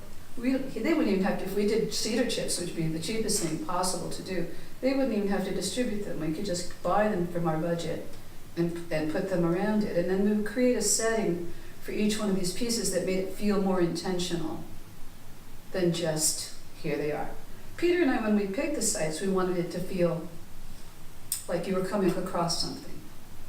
You know, there's a grove of trees, and oh, there's this beautiful sculpture you can sit on. But there's a grove of trees, and now there's more metal trees. You know what I mean? We really thought about what would it be like to come across these things, and I think less concrete is better, to tell you the truth. Literally Less, concrete. less, yeah. Yes. I went from like filling that whole circle with concrete to let's not do that, you know? Yeah. You know what I'm saying? Mhm. But I don't, so is this making sense to everybody? Am I being coherent? Okay, great. It is, but I need specifics on what information you are missing so that I can go and find I that have a out whole too. list I could send you. Yeah, that would be Yes, great. but I And need- if you could break it down per site. I can. And then for the concrete pad, we want to get away from the artist making anything permanent for the city. If he was going to make a concrete pad and be able to take it away, which in Orinda they do sometimes, they make temporary pads. I can ask him. That would be okay. Yeah. But otherwise, again, that's a pretty amazing spot for a sculpture. So I just want to put some thought into it of if it is going to be permanent, what the committee feels like is appropriate, or if you and Peter want to decide. Or Right, well, the thing, that one site is so geometric. I'm sorry, can we just identify where the sites are? Sure, In my that mind, site, I'm not clear. you probably will bike past it all the time, Dartmouth and the Albany Greenway. So there was So a the tree. round one. Yeah, The round Got one, it. Yeah. right. Okay. So, you know, it can look like a bullseye, or it can look, it can look really stupid if you don't do it right. And so what I thought, well, this is going to be a column that we've assigned, a very large column. And it does need to be bolted into something because kids are going to try to climb it, maybe. You know what I mean? So that was a site that I thought shouldn't be. Oh, I thought for a while we should just fill that whole circle in with concrete and have it be something, But then I thought that's kind of silly looking. Then it really looks like a dartboard. You know what I mean? Do you know what I'm saying? It just doesn't look like the rest of the. You just want to have it bolted in the dirt. That's what the artist said he could do. Yeah, he said he could bolt it in the dirt, or he can put a temporary concrete pad in and bolt it to the pad. I said I wanted something, when I talked to him, I said I wanted something that if a high school kid was trying to climb it, it wouldn't topple over. He said it would never topple over, no matter what he did. But the site would have to be, exactly where the column sat would have to be level. mm-hmm. It's got a little kind of rise on it right now. Sure. So I was thinking about our budget, and I thought if we just level that, he bolts it down, and then we fill it with chips and native grasses, then we've created, or that decomposed granite, we've created a special harmonious site as opposed to this concrete circle. Mm-hmm. That was my thinking, and that site is flexible. If we get to another sculpture that's bigger, it's not a concrete pad, it's something that we can, do you know what I'm saying? What do you bolt it to if there's no concrete?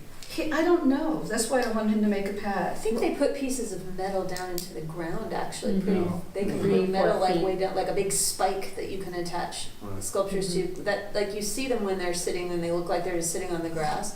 I think most of those It's like have rebar. anchors that go down into the ground. Yeah. I'm just concerned that anything that has landscaping will not get maintained and it'll end up looking scruffy. And that with cedar chips, that kids will move them away. Well, I've been and dogs watching will that dig it senior up. center spout, you know, the exercise place outside the senior center. The log scramble. Soups looks great, always. And I don't know if anybody maintains that. It always looks fantastic. It's just fountain grasses, low-lying, so you know this, cedar chips and gravel. That's still pretty new though, right? It is. It is pretty new, but, Yeah, well, a year is not. and then the Sounds decomposed different. granite, who does maintain those paths, those running paths along the BART? Nobody? I mean, if there was a problem, Yeah, or, yes, would the city do it? yes, I believe so. It's a tricky one, but I See- believe the city does, See, yeah. because all of those things are very low maintenance settings that I think would be, I mean, I just think they'd be much more attractive than a piece of concrete. Are we up against a deadline as far as when this has to be done and the money has to be spent? So this PAPP goes through June 2019, so ideally that would be, you know. We have until then. I thought there was something having to do with the money that was coming in. Right. Not for In this January. one. Not for this one. This isn't getting matched. This is not. Right. This is just That a was the small amount of pre-vote. money that we allocated out of Right. our fund Okay. for. That being said, if you needed an extension, I feel like that's a very minor ask to ask council So- to put it in the next PAPP. Well, for each of these sites, there's likely some kind of landscaping or cleanup or something that has to be done. Is it enough for the committee to basically say, well, we trust your judgment on this, just come up with a good solution and let's Work move with ahead Public and get Works. it done? Yeah, Yeah, yeah, Yes, I think so. Because that's what that's you what would I'm want, asking, right? that's what I'd like to do, Absolutely. yeah. Yeah. Do we Yes, need I would just ask, I've just given the experience with so many of these public art projects that required some landscaping maintenance that, you know, whether it's the Albany sign with the grass or the thing that was in Memorial Park, I would be very cautious about assuming, I mean, DG is not really low maintenance, it needs to be maintained. But we just talked about who maintains it along the BART path, Is it realistic to have you know? new paddings and settings for each sculpture that are gonna come through? Well, New here's concrete pads? No, well, it Yeah. seems like we have two choices, and I don't Yeah. know, we really have the luxury of these choices. One is like a more long-term, do a concrete pad, it's gonna look okay sometimes, sometimes not. For some art it will work, some it won't, but it's there, it's permanent. Or have more art-specific padding, for lack of a better word. And I'm wondering, is the art-specific padding, I think obviously in a perfect world it's more desirable, but is it feasible going forward? Is there gonna be the funding, the staffing, the ability to tailor the sites to the art every, was it 2 years? Well, let me interject real quick. When I talked to, and I don't know if I've given you that contact information of the person who does the sculpture loan program in Orinda, he's bolted down art in 800 different ways. It's super creative. He also says less concrete is better, but sometimes you have to do it. He picks the art for the location. So if we did a 6-foot diameter concrete pad in this circle, then you would go and look for art that Fits fit that that. pad. Whereas opposed to how we did it our first time is said, Yeah. you know, anyone want to donate their art to us? Yeah. And now we're finding locations for it, which is not a bad way to do it. It's just a different way. But he really recommended that they're very intentional when they go to an artist and say, here's the location, we've checked out your art, we really want it, you know, something tall and, you know, and it will fit perfectly in this spot. We already know what goes well in this spot.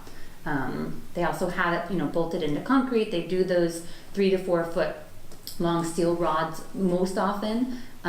There's no, he said there's, I can't think of any substrate that we couldn't bolt a statue into, or sculpture. So yeah, anyway, so I don't know Yeah, if so that, give me his info, or, you know, I would love to you talk guys to will him. talk for like 4 hours, I know. He'll Great, pick his because brain. he's way into it, Yeah, right? yeah, he's yeah. way into it, and Yeah. he's great information. He has a lot of experience, and but I feel like you've had that conversation with the artist already, so that's great. Yeah. So if you and I, if you can just email me that based on the location, then we can work of what needs to go to Public Works, what answers do you need, and we can Great, move forward on great, those. because I know, I have all the dimensions, I know all what should happen in Okay. every spot. I'm just not sure how to go, but now you just told me. Well, and Public Works is gonna think of things that we don't think of, That's you right. know, so they're gonna, and what's feasible where, so we have to be prepared with, okay, here's the sculpture, here's the site, we're hoping to level, you know, a proposal Right, okay, essentially, great. and then Great, they'll think of everything else. I can get you that to you by the end of the week, Okay. because I've already got the rough, so I'll just make it more specific. Okay, great, I great, just wanted thank to- you for all your work, Thank Jenny. you very much, Jenny. I just want to comment that I've been thinking also, I agree with Cheryl. I don't really think that this falls into the category of people needing to receive special notification, but I'm interested what other people think. It's temporary. The city is borrowing something and putting it on their land, and it doesn't seem to me like it's something that people need to have a period of time to really comment on specifically. There's very little public money being spent even on installing these pieces, and there's no public money being spent on acquiring them because we're not acquiring them. So Right, it's good points. my feeling that we would not need a notification process for these sculptures, but I'm interested if anybody disagrees with that. I think we're farther along enough in this process that for now, we should just try to get them out there as soon as we can, but for the next round, perhaps, I think because it is public land, it'd be beneficial to at least just have the announcement saying, these sites will have rotating sculpture on them Mm-hmm. going forward. And we can even do And, that, you know, welcome you know, we can comments, et print up cetera. Peter's really good at making signs that you can stick in the ground. It could We be a can- haiku. We can make just a simple sign that says just I mean, there's no something reason like that. really not to do that. Actually, Sure. even from a PR standpoint, you could put Right. the signs in the ground now and say there's sculpture loan something coming here Yeah. or whatever, you know, then Just people will Stay know. tuned. Stay tuned. But I don't think, I guess my point is I don't think every single piece needs to be reviewed by the community when it's a temporary loan, and if it really was a problem, the community could say, you absolutely have to give this back to the artist, and the city could just do that. You wouldn't have the same problem that you do with a piece that the city owns. Right, Sure. okay, cool, thank you. Yeah. Great. Yeah. Okay, foyer gallery update. Okay. Jenny, bless her wonderful heart, took care of the last opening since I was out of town. If you haven't been over to see, you can actually go on your foyer since we're here and take a look. The show is terrific. It is a remarkable blend of her prints and the banners and information, and it's very different from anything that we have ever done. And I am totally amazed at how well it worked. I had my doubts about it, but I think it's just a really interesting and a terrific show, and I'm very pleased. And from what Jenny said, Dawn was very pleased, and so it looks great. I also contacted Aura, who is our quilt person, for the very last show we're doing next year, and said there are banners hung and you might want to come and take a look and see how she did this. And so maybe this could give you some ideas. She was delighted to hear about that and said she'd come back. Great. So hopefully she will do that and see it before it comes down. And Jenny, the opening was very nice. Yeah, we were there. It was good, there was mochi, it was yummy. It was mochi. There was mochi. I missed the mochi. Yeah. Oh, well. Mochi. I'm It was super sweet. That's great. And thank you once again. I'm But sorry. the social history of this project is something that is really different from anything we've ever had in the foyer. And I thought that that was really amazing. And the fact that you probably wouldn't buy one of her panels, you know what I mean? It's not like art to acquire, but was wonderful. It's real wonderful. So take Lovely some, sense of connection to Yeah. the community. it just to take it, if you haven't really spent any time there, it is really quite an impressive show. Our next show is Julia James, and she is the photographer. And her show goes up January 12th is her opening day, and the reception is January 13th. Sorry, January 13th. I just read my writing. Peter will have her postcard done. It is done. It is, I should have had it today, but I'll have them tomorrow. I'll drop them off at the community center. So that's great. So we are set to go. I don't think I have any other announcements. Alright. Peter, update on the fall into haiku. Yeah, so, Oh, good. Do we get up to get up and walk? well, you know, as you may recall, some of the haiku go on these kind of yard signs. There's 50 of them, and then there's 43 that are on these 11 by 17 panels. These go in the big belly trash compactors on the sides, and they range up and down San Pablo Avenue. So, thanks, Eva. We got all these laminated. I hope they fit. I think they do. They did last year. Yeah. Anyway, so got a pretty good turnout. We're supposed to put them in sometime this weekend. I think if the air is still bad, I might bail off on that. Yeah. Wait until, because we got to be outside the whole time. Did you solve your problem about how hard it was to get the signs into the ground last year? Yeah, it's depending on. You think that those areas around the trees, since they're very well irrigated, would be soft, but they're not. Some of them are really like concrete. Yeah. It's hard to get the stakes into them without bending them. And sometimes you hit, and they're roots, because they're trees, and there's a lot of roots down there. So sometimes you gotta kind of move around and try and find a place where you can get in. Yeah, it's not a lot of fun. Yeah. Sometimes it goes right in. And as I said, I don't think we're gonna do much in San Pablo because it's just terrible. I think we can go further down Solano, up into some of the neighborhoods there, and maybe down Adams Street a little bit. You know. And you do around the schools, Albany Hill Walk, right? Do you do around the schools? Yeah, you know, actually we could probably go have a couple around Marin and Cornell. I don't think we're not supposed to put them on school property, so we have to be kind of careful about that. And the parking strips is okay, I think. Anyway, we'll find enough room, and then there's a map that'll be up on the internet that everyone will be able to access, and it'll have every one of the poems has a number, and you'll be able to look at the number as on a little flag on the Google map, and then you click on it, it'll open up and you can read the haiku that's there. And, there should be a key to the left. That's the way it worked last year. Yeah, it was a great addition. I'm trying to remember exactly how I did it last year. Forget it so quickly. Anyway, that's happening, and they'll be up probably till mid-December, just before Christmas. Great. An update on the Film Fest? Film Fest going along, fundraising. Got about 70 or 80 films, I think, that have been submitted.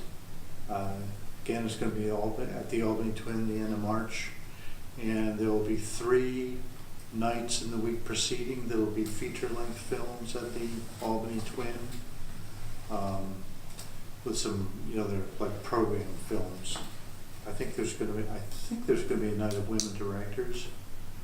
And then there's going to be the kids show in the weekend before here at the community center. Right now it's mostly just figuring out the details, pricing, and making arrangements for the gala, which I believe is going to be at the Mechanics Bank again. And we're all going to get invites. It's a fun night. So that's where we are with that. It's in the winter spring activity guide. There's a full page layout there too. Oh, good. So, Okay. yeah. Which comes out first week of December.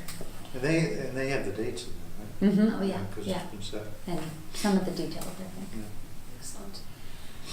Future agenda items. I would like to make sure, Eva, that we do get onto the next agenda to have a conversation about how the art and the APP fund can be expended under the ordinance, and if we need the city attorney to clarify that for us. I know you said that he can't always make it to our meetings, Yeah. but maybe you can email back and forth with me about us getting some specific guidance about what the ordinance says and how public art gets defined under the ordinance. Because I think the question that the committee has is not so much what does city council expect us to do, but what do we think we should be doing, and do we want to propose to do it somehow differently, and what does that mean?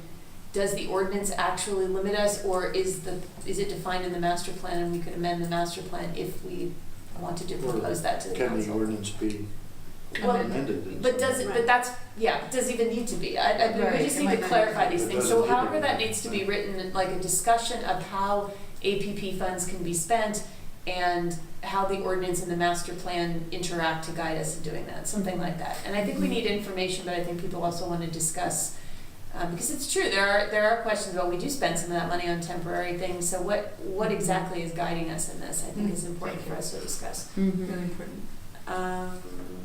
What else do we need to have on the agenda next month? And just under that same question about the ordinance, one specific question is, can the funds be used as a matching grant for grant applications?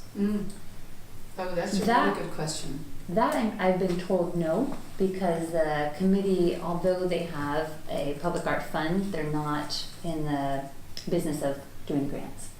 So none of the committees or commissions would be able to do that. But have you talked to, I'm assuming it's for Love the Bulb?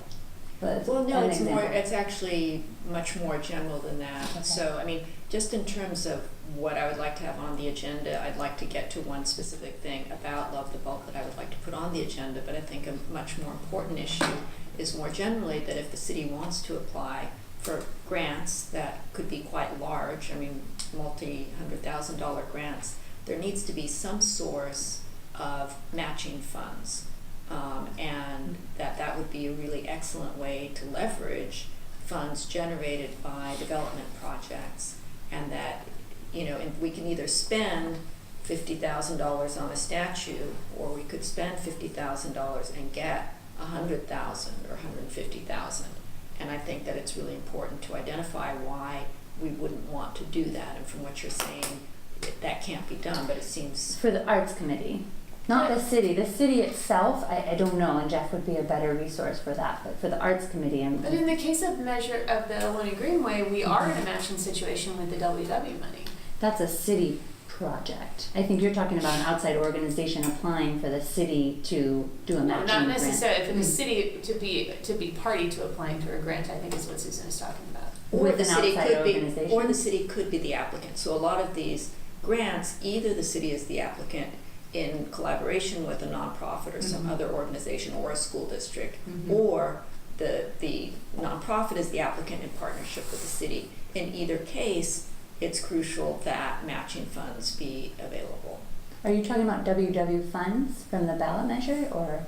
Well, we matched something. We were always talking about how that half of it was coming from WW and half of it was coming from us. The arts fund, right. So that was a ballot measure that passed. There was certain allocated to the city of Albany based on its population for X, Y, and Z. So it wasn't a match, it was just. Yeah, it was a lump sum that was given to each city, and then the city council decided how it would be allocated Right. to. So a little bit different, but Yeah, I think, I mean, to me, it seems like there's a larger question about grant. We had a conversation with the committee about grants and creative placemaking and the grants support that could be available for that.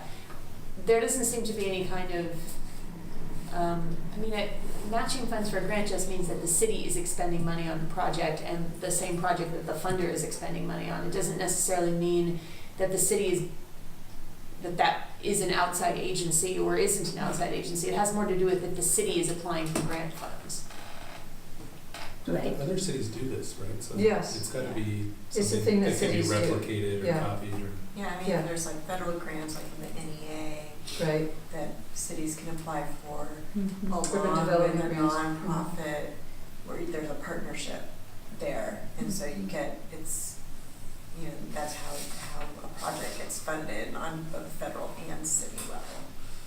But I think the larger question, actually, Susan, to me it seems like the question really still comes down to what can we spend that money on, because at the end of the day, it's less likely that the city would say, or that we would even propose, like, let's give X amount of money as a grant matching fund. It's more likely that we would say, hey, there's this project, and this project is something happening in Albany that's really great from an arts perspective, and we, the Arts Committee, want to suggest that the city put X amount of dollars into that. Well, that becomes potentially a match for funds that are coming from the outside. We don't have to say, you don't necessarily do it to match the fund. You do it to you could then say to a funder, we're putting this money into the project, and if you put this money in, there'll be twice as much money. So it still becomes a question of what could this committee approve that funding for. If, for example, we wanted to build a sculpture, it seems pretty clear to me that if the city were to say, hey, we want to apply for a grant to build this sculpture, say there's a sculpture grant program out there, if the Arts Committee put in said, we recommend $20,000 towards this, and City Council said, yes, that's a good expenditure, the city could then tell a funder, well, we've got 20,000 and we're looking for 20,000 more, and our input to that project becomes a grant match, but that doesn't mean that we're just doing what we do, which is put money into the project that we want to support. So I think the bigger question for me remains, what kind of projects can we support? Which speaks to your first point.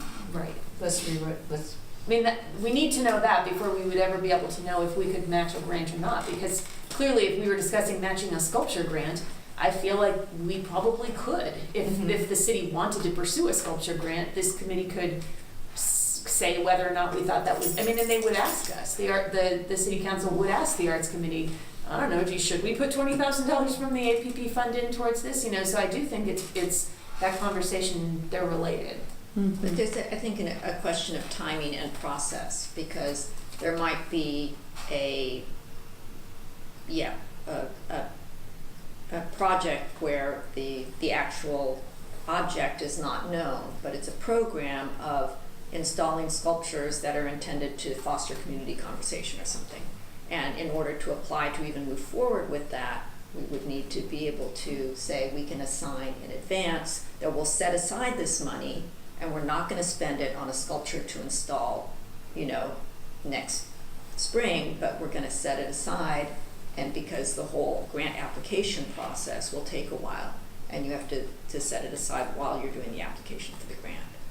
So I think that it would, at our next meeting, it would be good to talk about this. One, what can we use the funds for, and do we want to make a recommendation to the city council that if your interpretation is that their intention was for it to be only visual art, that we would like to have the opportunity to discuss whether we want to make a different recommendation. And I would really discourage the use of the word events. We're talking about performance, and that's something very different from an event. Is there a specific reason, is there some reason why we shouldn't use the word events? Event is not an artwork. Yeah, I guess it was defined as a one-time, we don't. A one-time performance. We should discuss it at the next meeting. Yeah. So, but I would like to add, so the specific thing, so the general discussion, I think Jen has identified of what we can use the grants for, what we can use the APP fund for.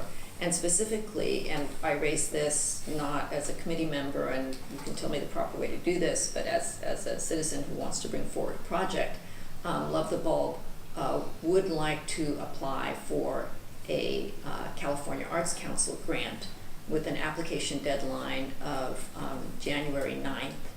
And that requires a letter from the city, partnership letter. Ideally, that would include some funding, but there's obviously not time to get any kind of approval for that. And so there is a December 17th City Council meeting. That is where the city would be able to approve the letter for the city to, so that the city could be a partner in this. And so that's why I would like to put that specific item on the agenda for December. And I think that this raises a larger issue, which I think relates to the point that Jen raised, which is, what is our advisory role? And part of the reason that that I'm up against this deadline right now is that I thought, based on what Jen had said at a meeting, that, we didn't need, the approval by the Arts Committee for the city to apply for grants. And then it turns out, talking with Jeff Bond, that yes, it's needed.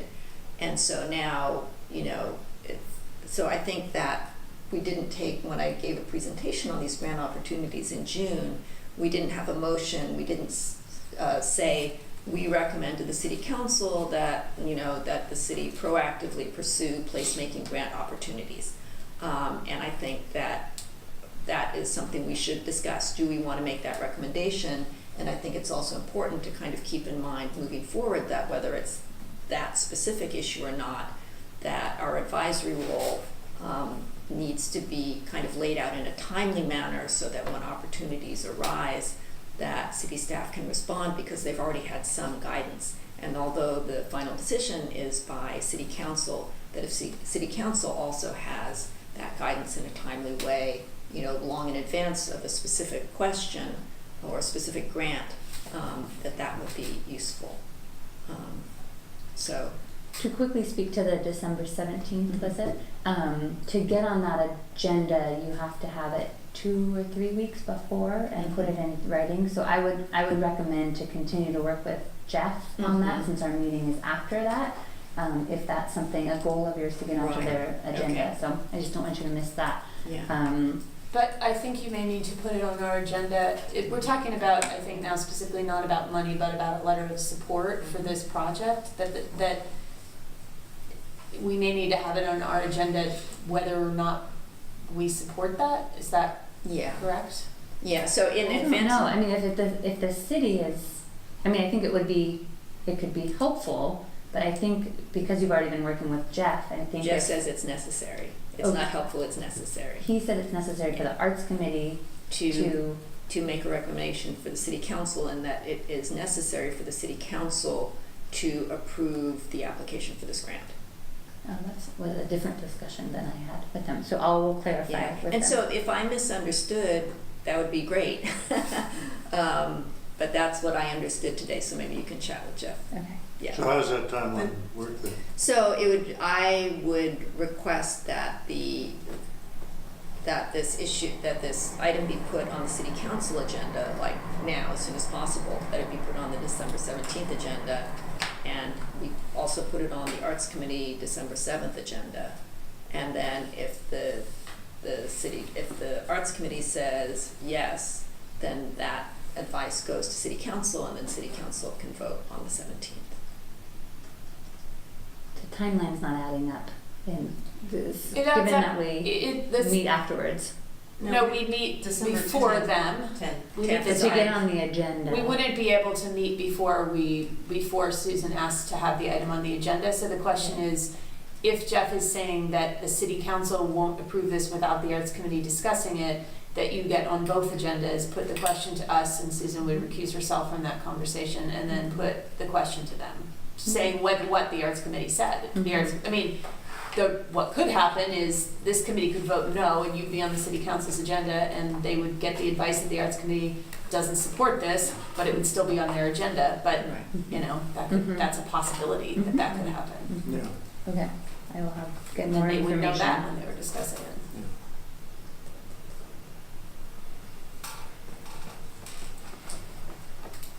Anything else? I'm wondering, and I don't want to overstuff the next meeting, but I think it would be good maybe to put on the January meeting. Is the economic, the subcommittee that's meeting with the economic committee, are you guys still? So we're stalled, and this is my responsibility. I owe a draft of language to send out to businesses promoting, kind of signifying, we think art is great, this is what you could do, here's some options, etc. I think for December it'd be unrealistic. I would love to surprise you for December with that.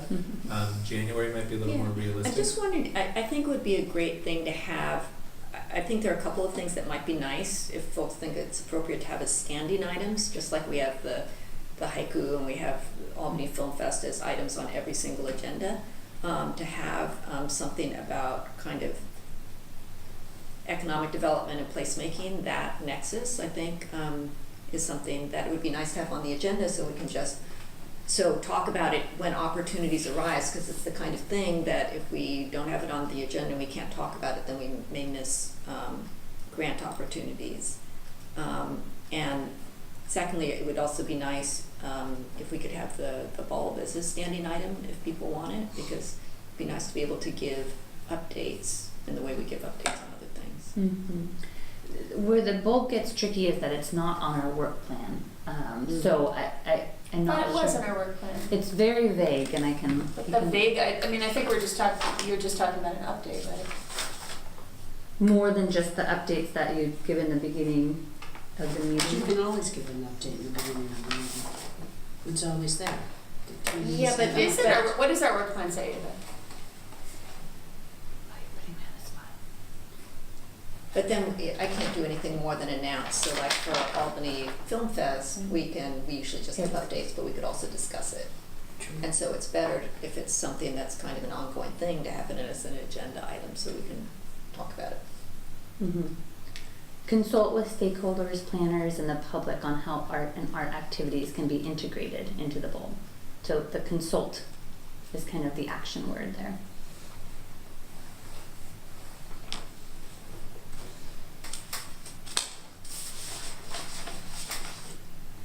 Where I'm not exactly sure, and Susan and I have talked about this before, is I just want to be careful not to cross any lines just because you are involved with an organization that does love the bulb.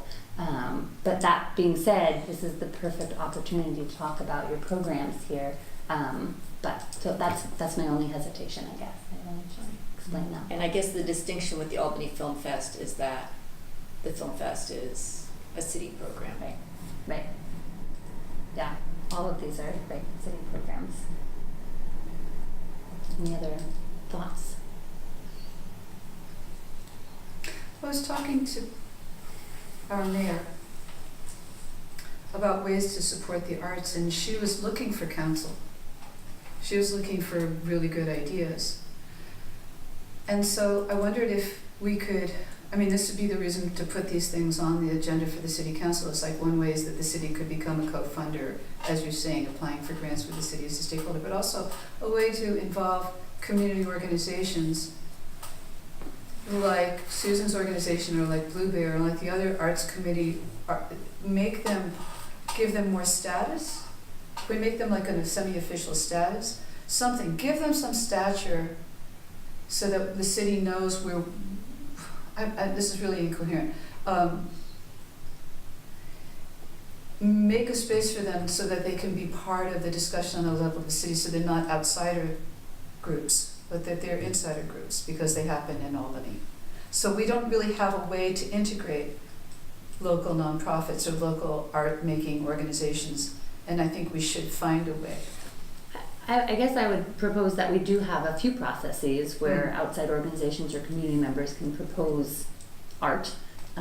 Maybe there's a new process that we haven't thought of, and that. Well, I guess because with Susan saying the bulb, we know the bulb's not really on our plan as a discussion item, because it's not a city project. So yes, the city's not giving any money to it. So, but does the Economic Development Committee want to create an umbrella because we think it's an important part of the arts? If the arts are truly important for economic development, there should be a space. Is this making sense? There should be an official space for discussion. I think lots of different offices and people in the city have their eye on the bulb and are aware of what's happening. And I think it'd be great to have regular updates as to what's happening to the bulb. I don't have a problem. Let me just finish. And if there is an action item, you probably know what it is, and at that point, like a week before the meeting, you'd be able to let Jan and Eva know, and then we could agendize it as an item, because then there's something to do. But I think it's good for us to be apprised of what's happening. That is part of our. It's something that we would like to know as a committee. Help promote. And eventually, I'm sure there's going to be something that we're going to have to be involved with, and it would make our decision making later on down the line that much easier. But we don't necessarily have to have it as an action item each time if there's nothing to do. But So you're advocating for having it?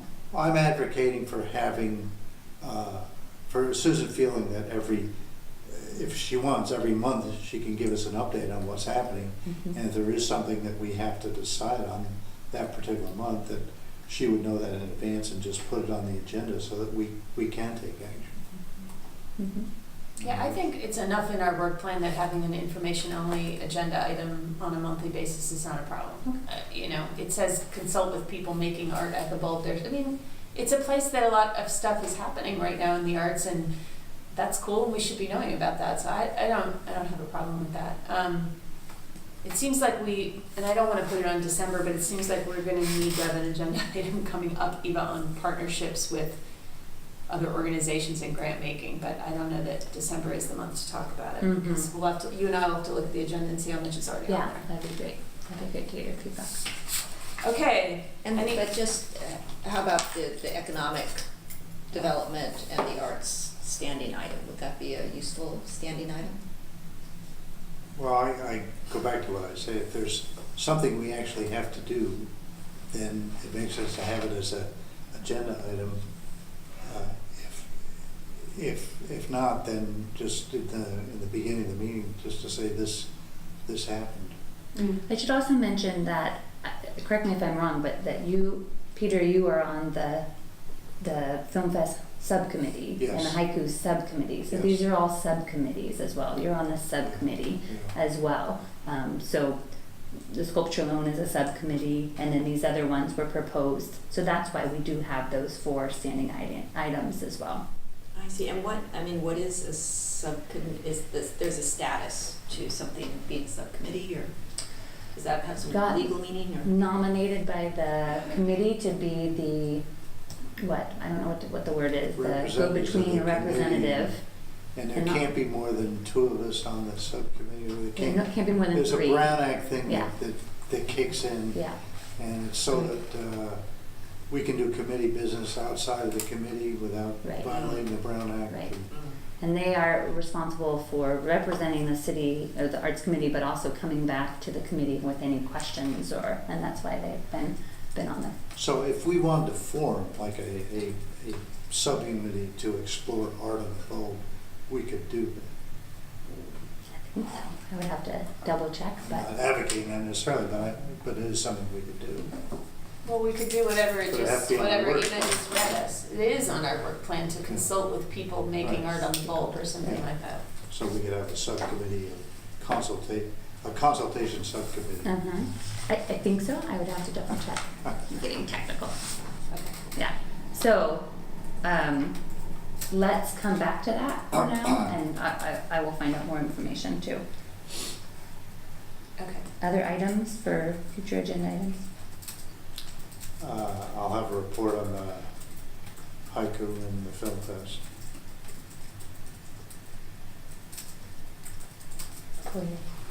Not for a specific December or January, but would there be any interest in the long term in having like an arts committee open house or invite members of the community to like, each December, we invite the local gallery owners, Blue Bear, et cetera, Love the Bulb, et cetera, like on a regular, this is the meeting for everyone to come and tell us how can we help you, what are you seeing, what are the trends, something like that.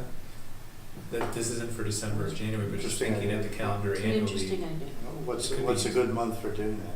What's a light month? I feel like January through April, we're working on the work plan It and gets really, PAPP. those meetings get really long. Uh-huh. Not every year. I mean, it's every 2 years, but still being mindful of that. So We maybe could it's also a have a May. special meeting of the arts committee sometime, which is just, for artists sitting Yeah, sure, that's a good once a idea. year to do that. And invites, but A send out an party. invitation. A party. Why don't we have more parties? Good idea. Sure, good idea. Okay. Okay. Motion to adjourn? Motion to adjourn. Second. All right, we're out. So this And video, next we week- can watch the link, right? Yes. Next week we will be, and for the foreseeable future, 7 o'clock, Monday nights at the City Hall. Wait a minute.